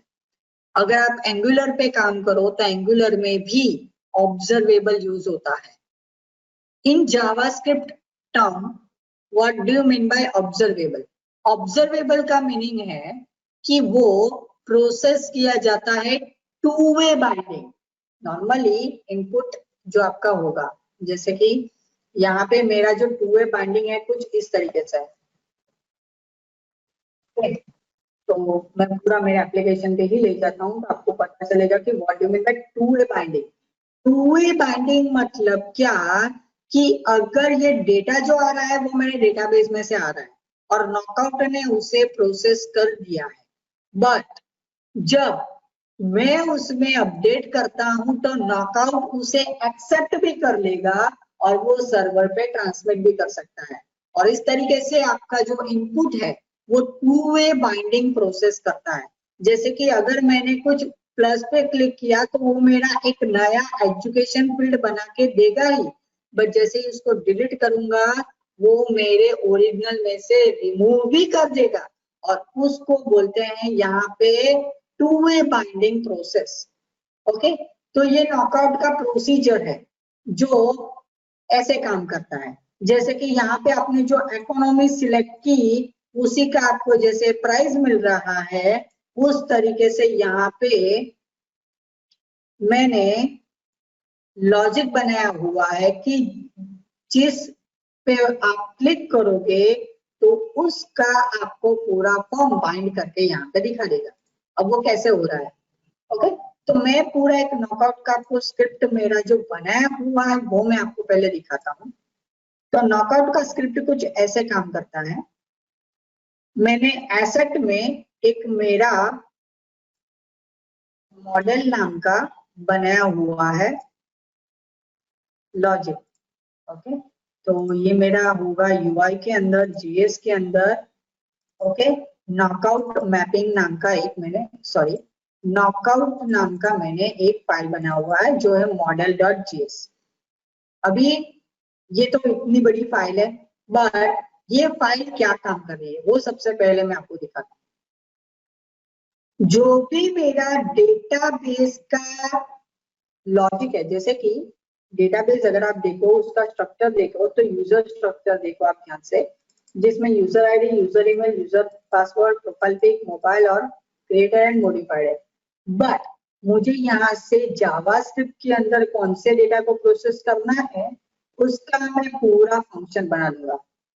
यहाँ पे आप देख सकते हैं, तो मैंने क्या लिया है, मैंने लिया है user ID, user email, user profile pic and mobile number, और वो सारे टू वे बाइंडिंग के लिए मैंने ऑब्जर्वेबल बना के रेडी रखे हैं।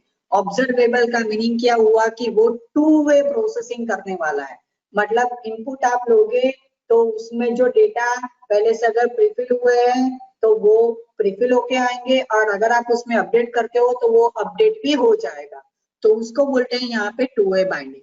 तो यहाँ पे जो टू वे बाइंडिंग है वो कैसे होगी, वो होगी using my API services, okay. तो जो भी मेरा ऑब्जर्वेबल होगा वो ऑब्जर्वेबल मेरा टू वे होगा, तो वो कैसे होगा process, by using my API services, जो मैंने यहाँ पे अभी दिखाने वाला हूँ। कल मैंने आपको दिखाया था कि हम देखेंगे promise async and await। Promise क्या है? इन ECMA 2016 जावास्क्रिप्ट में आप क्लास भी बना सकते हो। तो जावास्क्रिप्ट अभी कंप्लीटली जावा ही बन गया। जावा जैसे प्रोसेस करता है वैसे ही अभी आपका जावास्क्रिप्ट भी प्रोसेस करेगा, बट इन डायनेमिक टर्म जावा में आपका जो फाइल का नाम है वही क्लास का नाम होता है, बट यहाँ पे ऐसा नहीं होगा। ओके, और क्लास मैंने एपीआई का बनाया हुआ है। वो एपीआई नाम का जो क्लास है उसमें मैंने अलग अलग फंक्शन बना के रखे हैं। ओके, रिमूव के लिए मैंने बनाया हुआ है, रिज्यूम को फैच करने के लिए और रिज्यूम को सेव करने के लिए। तो प्रॉमिस नाम का जो फंक्शन है जिसमें मैंने लिखा है न्यू प्रॉमिस, और उसमें आपको पास करना है रिजॉल्व और रिजेक्ट। रिजेक्ट मतलब एरर फंक्शन, रिजॉल्व मतलब सक्सेस फंक्शन। तो यहाँ पे मैं एक एनोनिमस फंक्शन पास कर रहा हूँ और वो फंक्शन होगा सेट टाइम आउट के अंदर। सेट टाइम आउट में मैंने कुछ टाइमर लिखा गया है, वो है 0। अगर आपको चाहिए कि 1 सेकंड के बाद वो प्रोसेस करे तो यहाँ पे आपको टाइमर दे देना है 1000 मिली सेकंड। तो वो हो जाएगा 1 सेकंड के बाद ये एक सर्वर पे रिक्वेस्ट सेंड करेगा, और ये मेरी हुई एजेक्स रिक्वेस्ट। एजेक्स रिक्वेस्ट एक प्रॉमिस के थ्रू जनरेट होता है। अब प्रॉमिस क्या काम करता है? प्रॉमिस कुछ इस तरीके से लॉजिक को प्रोसेस करेगा। यहां से मैं उसको दिखाता हूं। जब भी आप एजेक्स ट्रांसफर करते हो तो वो आपको नेटवर्क पैनल में दिखता है। जैसे मैं रिक्वेस्ट रिलोड करता हूं, आप यहाँ पे देख सकते हो गेट नाम की मेरी एपीआई कॉल हो रही है। अब ये एपीआई मैंने बना के रखी है, वो कैसे काम कर रही है? गेट एपीआई का जो यूआरएल है वो है api/v1/resume/get। तो वो किसको प्रोसेस करेगा? इस गेट रिज्यूम डेटा के फंक्शन को। और यहाँ पे आपको यूआरएल का कोड भी दिख रहा है कि मैंने मेरी जो यूआरएल है, जो बेस यूआरएल मैंने रजिस्टर करके रखी है, उसको यहाँ से मैं प्रोसेस कर रहा हूँ और यहाँ पे जेसन डेटा पास कर रहा हूँ। अब ये कोड कहाँ पे है? ये कोड आपको दिखेगा मेरे रिज्यूम के अंदर।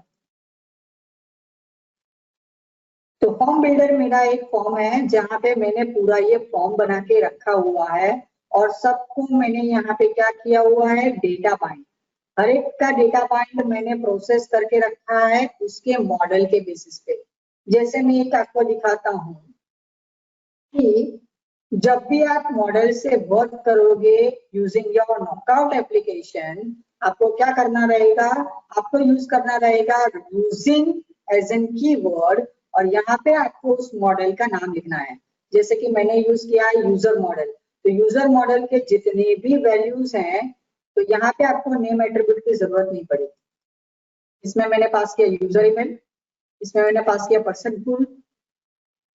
पर्सन का फुल नेम जो पर्सन के डेटाबेस में से आएगा, यूजर का यूजर मोबाइल आएगा, फिर पर्सन में से डेट ऑफ बर्थ आएगा, फिर पर्सन में से वेबसाइट आएगी, पर्सन में से लोकेशन आएगा, उस तरीके से पर्सन में से गिटहब की लिंक, फेसबुक की लिंक, और अगर मैं एजुकेशन की बात करूं तो वो एजुकेशन का डेटा मैंने यहाँ पे प्रोसेस किया हुआ है, और एजुकेशन को मैंने डायनेमिक बनाया हुआ है। एजुकेशन क्या है कि एजुकेशन एक अरे ऑफ अरे है कि एक ये मेरा डेटा है, ये पूरा मेरा टेम्पलेट है, ये पूरा मेरा टेम्पलेट है, वो हर बार प्रोसेस होगा। मतलब ये हर बार मेरा इस बटन के क्लिक पे नया जनरेट हो रहा है और वो एजुकेशन के डेटाबेस में रजिस्टर होगा।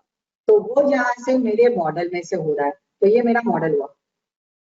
मॉडल में मेरा एक रिज्यूम बिल्डर करके मेरा प्राइमरी फंक्शन है जो user, person, education and experience और लैंग्वेज को प्रोसेस करने के लिए रिस्पॉन्सिबल है। वो क्या काम करेगा? उसके अंदर मैंने एक कंप्यूटेड नाम का फंक्शन बनाया हुआ है और उस पे मैंने असिंक लिखा है। ध्यान रखना, जब भी आप एपीआई बनाओ यूजिंग प्रॉमिस, आपको यूज करना रहेगा असिंक इन योर एप्लीकेशन। और जब आप असिंक यूज करते हो, you must need to use await. और अवेट क्या काम करता है? अवेट का मीनिंग है आप वेट करो जब तक ये प्रोसेस कंप्लीट नहीं होती, और जब ये प्रोसेस कंप्लीट होगी ये रिस्पॉन्स नाम का डेटा आ जाएगा और इसके बाद की जो प्रोसीजर है, जो आपका जावास्क्रिप्ट लॉजिक है, वो कंपाइल होगा। ओके, तो ये मेरा पूरा प्रोसीजर हुआ। वो क्या काम कर रहा है कि रिस्पॉन्स मुझे एक डेटा सेंड करेगा। आप देख सकते हो, देखो आप ध्यान से देखो तो मुझे एजुकेशन का डेटा मिल रहा है, एक्सपीरियंस का डेटा मिल रहा है, लैंग्वेज का डेटा मिल रहा है, पर्सन का डेटा मिल रहा है और यूजर के भी डेटा मिल रहे हैं, जिसपे मेरा यूजर नेम, मेरा मोबाइल नंबर आप देख सकते हो। और वो टू वे बाइंडिंग है। टू वे बाइंडिंग इसलिए, जैसे कि मैं यहाँ पे 9-1 करके उसको प्रोसेस भी कर दूंगा तो वो हो जाएगा। जैसे कि सेव कर देता हूँ, तो जैसे ही सेव करूंगा, आप यहाँ पे ध्यान से देखो, वो एक दूसरी यूआरएल को प्रोसेस करेगा, वो होगा सेव, और मेरा रिज्यूम अपडेट हो जाएगा। क्यों? मैंने मोबाइल नंबर अपडेट कर दिया। ओके, तो वो टू वे बाइंडिंग हुआ कि जिससे मेरी एपीआई कॉल हो रही है और मेरी एपीआई प्रोसेस हो रही है, और उसमें आप असिंक और अवेट फंक्शन का ही यूज करके आप उसको प्रोसेस करवा सकते हो। ओके, अब ये मेरी जो एपीआई जो मैंने बनाई, वो एपीआई का रियल लॉजिक मतलब डेटाबेस लॉजिक कहाँ पे है? वो होगा यहाँ पे राउट्स के अंदर। नीचे आप देख सकते हो, यहाँ पे मैंने मेरी पूरी एपीआई रजिस्टर करके रखी है कि जब आप इस यूआरएल को कॉल करोगे, ये रिज्यूम में गेट यूजर डेटा नाम के फंक्शन को कॉल करेगा। अगर आप सेव करोगे तो इसमें अपडेट रिज्यूम नाम का फंक्शन कॉल होगा। अगर आपने रिमूव किया है लैंग्वेज को या फिर एजुकेशन को या फिर एक्सपीरियंस को, तो इस तरीके के लॉजिक हो जाएगा। ओके, तो ये जो फंक्शन है वो मैंने रिज्यूम के अंदर पूरा बना के रखा है। ओके, तो पहला मेरा होगा रिज्यूम फंक्शन। तो रिज्यूम फंक्शन क्या करेगा? जो भी डेटा आपने लेके आए हो वो डैशबोर्ड पे आपका दिखा देगा। अगर आप बिल्ड रिज्यूम में जाते हो, बिल्ड रिज्यूम मतलब मेरा रिज्यूम का फॉर्म, उसमें पूरा एजेक्स रिक्वेस्ट है। मतलब यहाँ पे मैंने टोकन पास किया हुआ है, बट वो टोकन डायरेक्टली प्रोसेस नहीं होगा। यहाँ पे मैंने एक user ID as an encryption data pass किया है, और वो मैं आपको दिखाता हूँ कि मैंने कहाँ पे उसको लिखा है। ये मेरा टोकन ट्रांसमिशन हुआ। देखो, हिडन में मैंने रिज्यूम बिल्डर टोकन और यूजर हैश को पास किया है। अब यही हमारा एपीआई में टोकन बाइंडिंग रहेगा। जब भी आप एपीआई को कॉल करो, मतलब कि जब मैं सेव पे क्लिक करता हूं, तो मेरा सेव का लॉजिक ये है कुछ। Submit resume. तो सबमिट रिज्यूम में मैंने क्या किया कि मैं जब सबमिट पे क्लिक करता हूँ, तो जितने भी मेरे मॉडल बने हुए हैं उन सबको मैं जेसन फॉर्मेट में लेके आऊंगा, जावास्क्रिप्ट फॉर्मेट, और उन सब का एक डेटा सेट बन जाएगा। और वो डेटा सेट आपके इस की के साथ मैच होगा। मतलब जो यूजर का डेटा आप ये डेटा सेट के साथ अपडेट करने वाले हो, वो मैच करेगा। कैसे? कि मैंने क्या किया, इस यूजर हैश को यहाँ पे चेक करवाया इन माय रिज्यूम। अब ध्यान से देखो, ये देखो। ओके, ये पहले मैंने डेटा को मैच करवाया, अब यहाँ से वो एनक्रिप्ट करके मैंने डिक्रिप्ट किया है। वो मैंने एनक्रिप्ट किया हुआ डेटा पास किया, मतलब मेरा यूजर आईडी सिर्फ 1 है, बट 1 का वो ये पूरा एक एनक्रिप्शन होगा। अब वो तो कोई बंदा हैक ही नहीं कर पाएगा। और वही की यहाँ पे मैंने डिक्रिप्ट की, और जिससे ये मेरा पूरा डेटा अपडेट का चला जाएगा। देखो यहाँ पे मैंने गेट किया उसी यूजर का डेटा। ओके, अगर 1 है तो 1 के लिए ये पूरा एक एन्क्रिप्शन की जनरेट हो रहा है। अगर कोई दूसरा यूजर होगा तो उसके लिए भी ये पूरा एन्क्रिप्शन की अलग होगा। तो ये आपको ध्यान में रखना है कि आप टोकन पासिंग, एनक्रिप्ट और डिक्रिप्ट फंक्शन के साथ कैसे करोगे। और जब भी आप एपीआई को कॉल करो, यहाँ पे आपको उसको इस लॉजिक से, जिसको हम बोलते हैं जेसन एनकोड फॉर्मेट, मैंने जेसन के अंदर उसको पास करवाया है। जेसन जावास्क्रिप्ट में जो हम रेस्ट एपीआई बोलते हैं, rest API is what? Rest API is representational state transfer.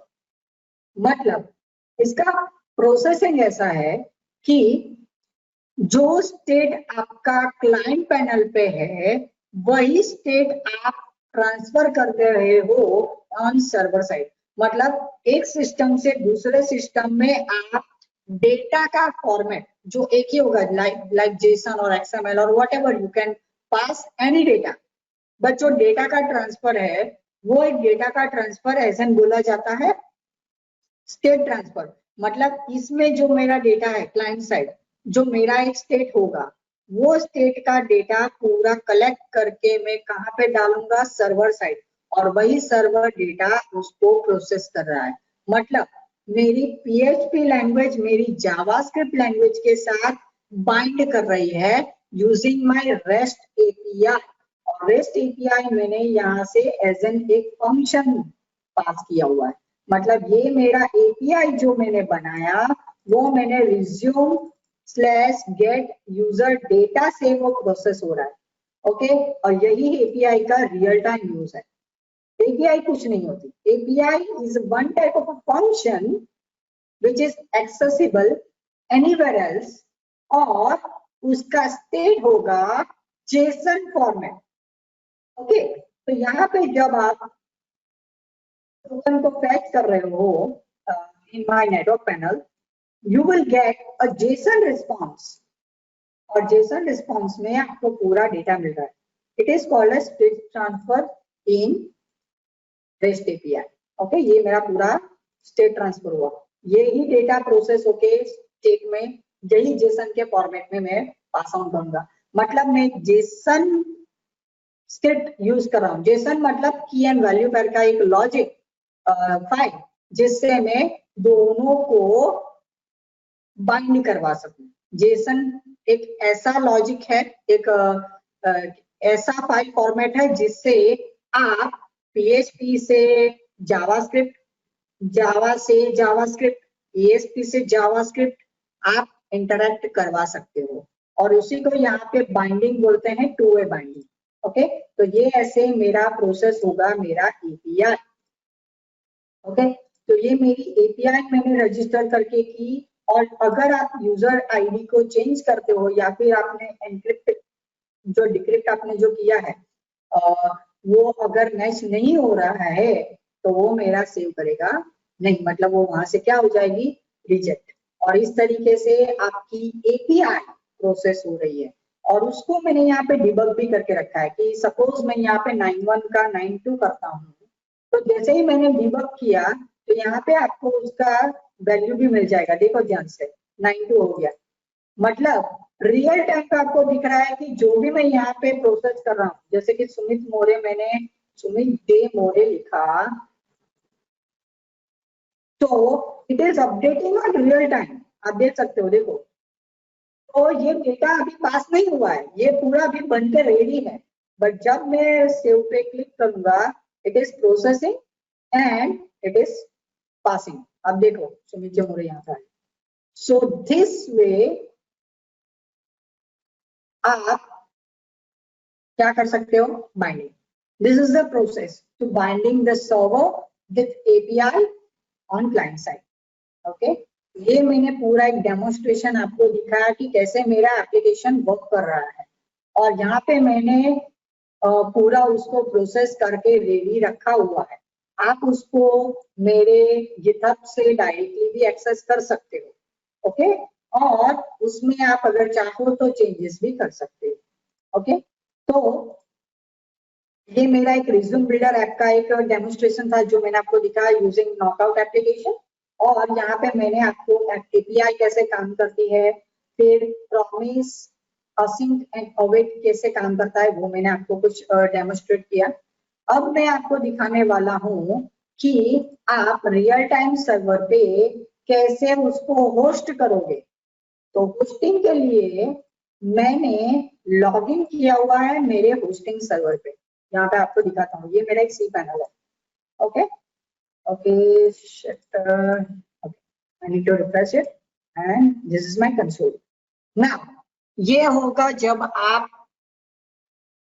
पहली बार यूजर पैनल देखोगे।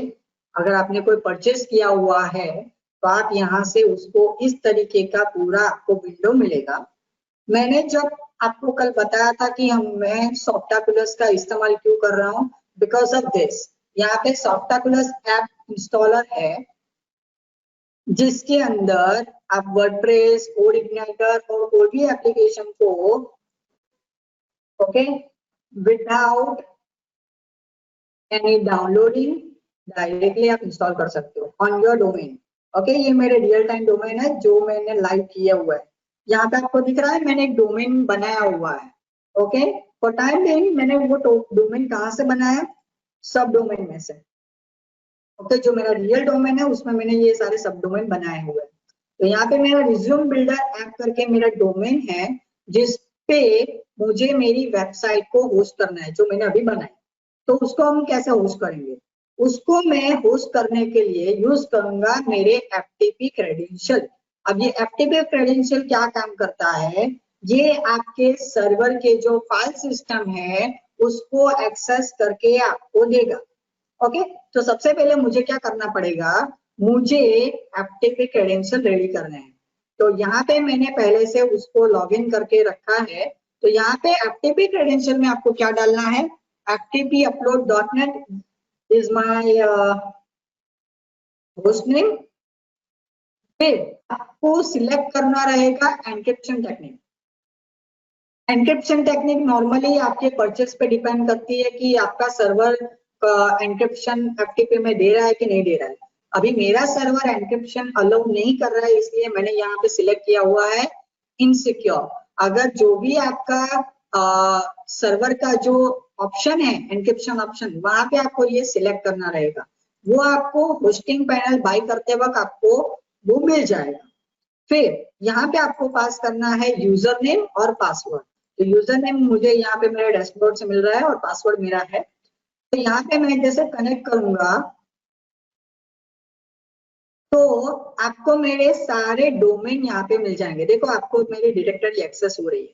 ओके, तो यहाँ पे मेरा रिज्यूम बिल्डर ऐप मेरा है जहाँ पे htdocs करके मेरा फोल्डर है जिसपे मुझे अपलोड करनी है। ये रिज्यूम बिल्डर भी आप देख सकते हो यहाँ पे अभी ये लाइव नहीं, अभी लाइव करना है मुझे। तो लाइव कैसे करूंगा, लाइव करने के लिए सबसे पहले मुझे मेरे ओरिजिनल एप्लीकेशन में जाना पड़ेगा। यहाँ पे आपको जो दिख रहा है वो होगा आपका लोकल कंप्यूटर और यहाँ पे जो आपको दिख रहा है वो आपका है रिमोट कंप्यूटर। तो यहाँ से मैं क्या करूंगा, जो मेरी रिज्यूम बिल्डर ऐप है उसके सारे डेटा को सिलेक्ट करके मैं अपलोड कर दूंगा। ओके, कितनी फाइल्स है मेरे पास, 12,000, और वो 12,000 फाइल्स यहाँ पे क्या हो रही है, अपलोड हो रही है। जब तक ये अपलोड कंप्लीट होगा तब तक मैं क्या करता हूँ, मैं उसका डेटाबेस भी बना के रेडी करता हूँ। अभी सी पैनल में डेटाबेस आपको बनाना पड़ेगा बिकॉज हम फाइल ट्रांसफर के थ्रू वो प्रोसेस कर रहे हैं। अगर आप सॉफ्टाकुलस के थ्रू प्रोसेस करोगे तो आपको डेटाबेस रेडीमेड मिलेगा। ओके, तो यहाँ पे मैं डेटाबेस कैसे क्रिएट करना वो मैं दिखाता हूँ। तो माईएसक्यूएल डेटाबेस में जाके आपको डेटाबेस क्रिएट करना है रिज्यूम बिल्डर का, और यहाँ पे मैं उस डेटाबेस को क्रिएट कर रहा हूँ। अब मेरा डेटाबेस तो बन गया रिज्यूम बिल्डर का। नाउ रिज्यूम बिल्डर का डेटाबेस तो मुझे मिल गया, ये मेरे सारे क्रेडेंशियल होंगे जो मुझे यहाँ से पास करने हैं। तो मैं यहाँ से एडमिन पैनल में जाऊंगा। सबसे पहले मुझे क्या करना रहेगा, सबसे पहले मुझे करना रहेगा ये कि मुझे इंपोर्ट करना रहेगा मेरा डेटा। तो इंपोर्ट कैसे करूंगा? पहले तो मुझे मेरे ओरिजिनल डेटाबेस को क्या करना रहेगा? एक्सपोर्ट। तो आपको क्या करना है? अपने डेटाबेस में जाइए, एक्सपोर्ट पे क्लिक कीजिए।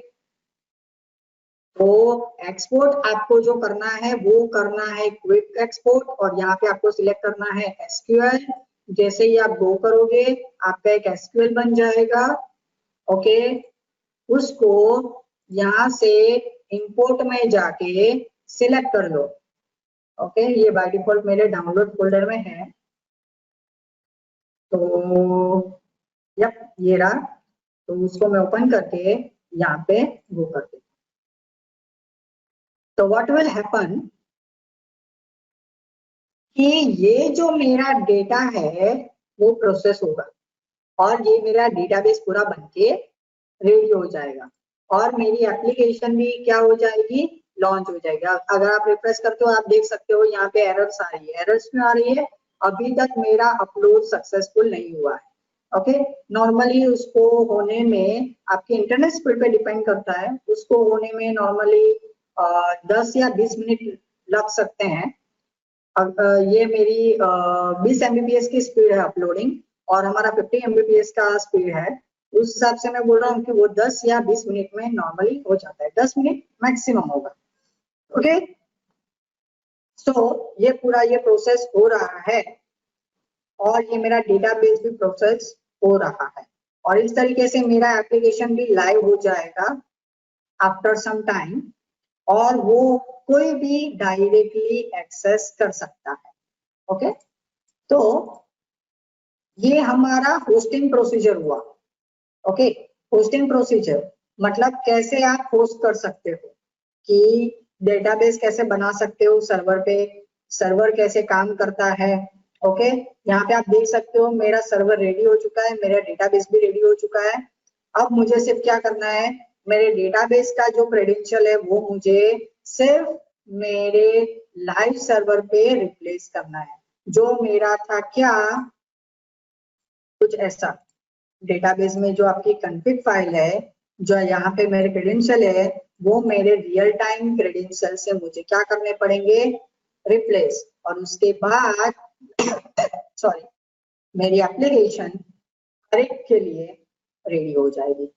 तो सॉरी, उस तरीके से आप रियल टाइम एप्लीकेशन यूज कर सकते हो। यहाँ पे आ रहा है डीबी ड्राइवर इनवैलिड, क्यों? क्योंकि मेरा डेटाबेस इनकरेक्ट है, क्योंकि जो मैंने डेटाबेस बनाया था वो अलग जगह पे है और अलग है।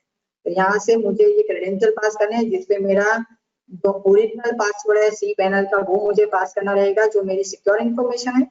ओके, वो मैं अभी तो ये नहीं बता सकता, बट ये तरीके से आप अपना एप्लीकेशन लाइव कर सकते हो। ओके, यहाँ पे कोऑर्डिनेटर का आ गया है।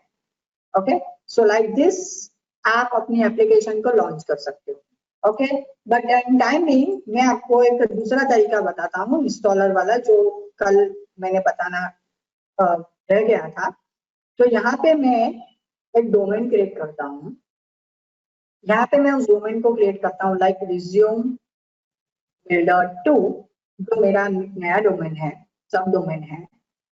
उस सब डोमेन पे अगर आप देखो रिज्यूम बिल्डर 2 पे आप जाओ, it is blank right now.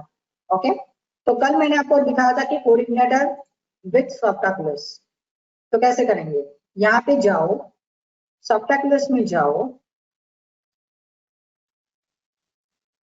What it will do कि यहाँ पे आपको सिर्फ कोऑर्डिनेटर को सर्च करना है। You need to find your domain. यहाँ पे डोमेन मिल गया है आपको। आप अपने क्रेडेंशियल यहाँ पे डाल दो। डेटाबेस का नेम मैं यहाँ पे डालूंगा सैंपल रिज्यूम ऐप, एंड यहाँ पे मैं टेबल प्रीफिक्स डालूंगा trivial underscore and simple resume. Okay, 7 factor ही है, sample R. Okay, now this is my database names and prefix, and यहाँ से मैं इंस्टॉल करूँगा। So कल मेरा एप्लीकेशन लॉन्च नहीं हुआ था बिकॉज वो मेरे लोकल सर्वर पे एरर थी, but you can see here your site is live and ये डेटा आपका कहाँ पे होगा, आपके रियल टाइम सर्वर पे।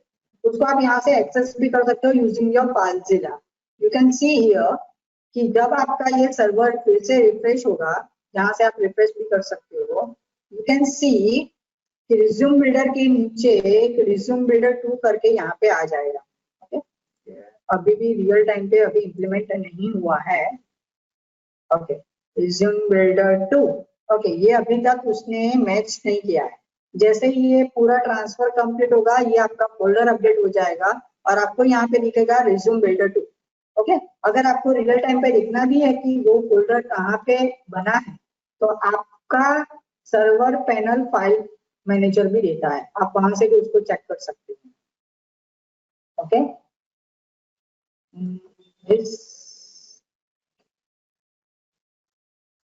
मुझे मेरे पासवर्ड क्रेडेंशियल डालने होंगे, तभी मैं यहाँ से उसको एक्सेस कर पाऊंगा। ओके, चलो हो गया। तो यहाँ पे आप देख सकते हो कि resume builder 2 is created and यहाँ पे वो पूरा बना हुआ है। आप यहाँ से भी पूरा फाइल मैनेजमेंट एक्सेस कर सकते हो सर्वर को। और अगर आपको वो कोई डोमेन या फिर आपका प्रोजेक्ट आपको डिलीट करना है, सॉफ्टवेयर प्लस उसका भी पूरा ध्यान रखता है कि अगर मुझे ये डोमेन भी डिलीट करना है और मुझे पूरा साइट भी डिलीट करना है, तो हम क्या करेंगे, सबसे पहले आपको जाना रहेगा ऑल इंस्टॉलेशन में, फिर वहां से आपको डिलीट करना है आपका इंस्टॉलेशन, और रिमूव करते वक्त आपको वो पूछेगा कि व्हाट यू नीड टू और what you want to remove directory, remove database and remove database user. आपका डोमेन डिलीट नहीं होगा, आपका डायरेक्टरी, डेटाबेस और डेटाबेस का यूजर डिलीट होगा। और जैसे ही आपका वो डिलीट होगा, आपका इंस्टॉलेशन क्लीन हो गया। अब यहाँ से रिफ्रेश करो, बराबर आपका डायरेक्टरी सिर्फ ब्लैंक हो जाता है, आपका डोमेन डिलीट नहीं होता है। अगर आपको डोमेन डिलीट करना है तो आपको क्या करना रहेगा, आपने जहां से डोमेन रजिस्टर किया था वहां पे आपको उसको डिलीट करना रहेगा, और वो आपका परमानेंट डिलीट होगा, जिससे आपका जो डोमेन है वो रियल टाइम से अभी बंद हो गया है। ओके, अभी भी वो बता रहा है, तो मुझे मेरी फाइल में से भी उसको डिलीट करना रहेगा और उसके बाद वो परमानेंटली डिसेबल हो जाएगा। ओके, यहाँ से मुझे रिज्यूम बिल्डर 2 जो है उसको क्या करना रहेगा, डिलीट। ओके, सो ये रिफ्रेश होगा। ओके, ये मैंने डिलीट कर दिया है, वो प्रोसेस करके वो पूरा डिलीट कर देगा। तो ये मेरा सर्वर का डेमोन्स्ट्रेशन था कि सर्वर पे कैसे आप काम कर सकते हो, कैसे डोमेन बना सकते हो, कैसे एप्लीकेशन सॉफ्टवेयर प्लस से लॉन्च कर सकते हो, कैसे डेटाबेस बना सकते हो, और फाइलजिला के थ्रू आप कैसे अपने प्रोजेक्ट को ट्रांसफर कर सकते हो। ओके, सो ये हुआ हमारा एक एप्लीकेशन का डेमो। ओके, अब मैं आपको दिखाता हूँ कि अगर आप ऐसे एप्लीकेशन बनाते हो तो आप क्या करके आप मनी अर्न कर सकते हो। ओके, सबसे पहले मैं आपको कुछ साइट्स दिखाता हूँ जिससे आपको पता चले कि आप कैसे अर्निंग कर सकते हो। तो यहाँ पे मैं बूटस्ट्रैप डैश करके पहले बता रहा हूँ।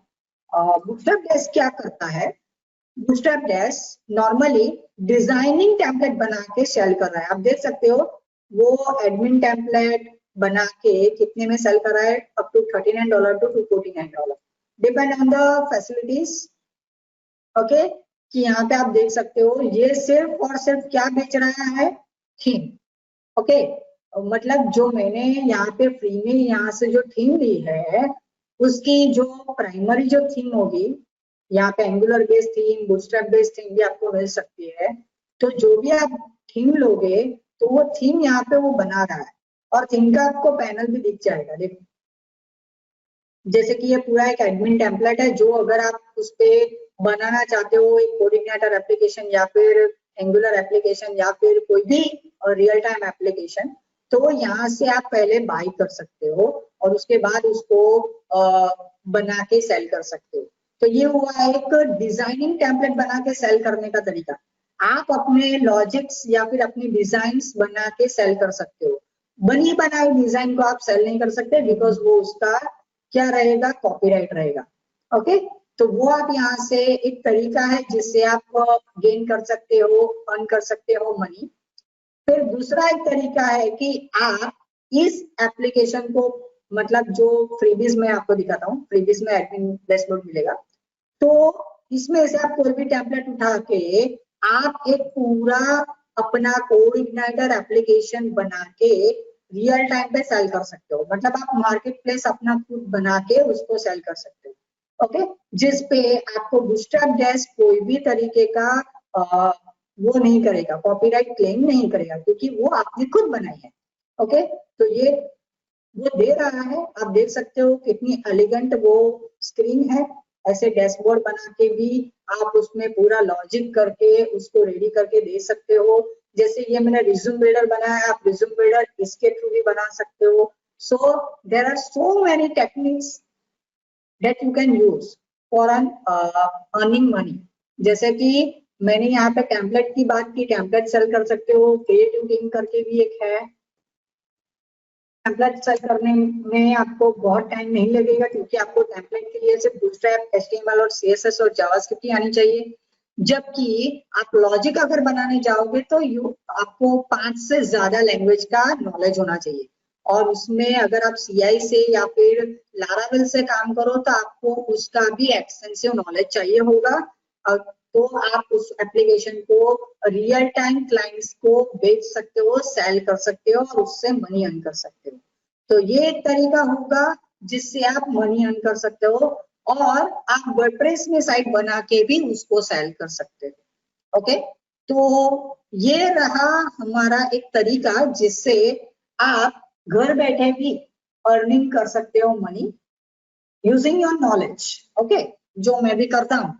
ओके, सो ये था मेरा पूरा एक डेमोन्स्ट्रेशन जो मैं बताना चाहता था, आपके साथ शेयर करना चाहता था।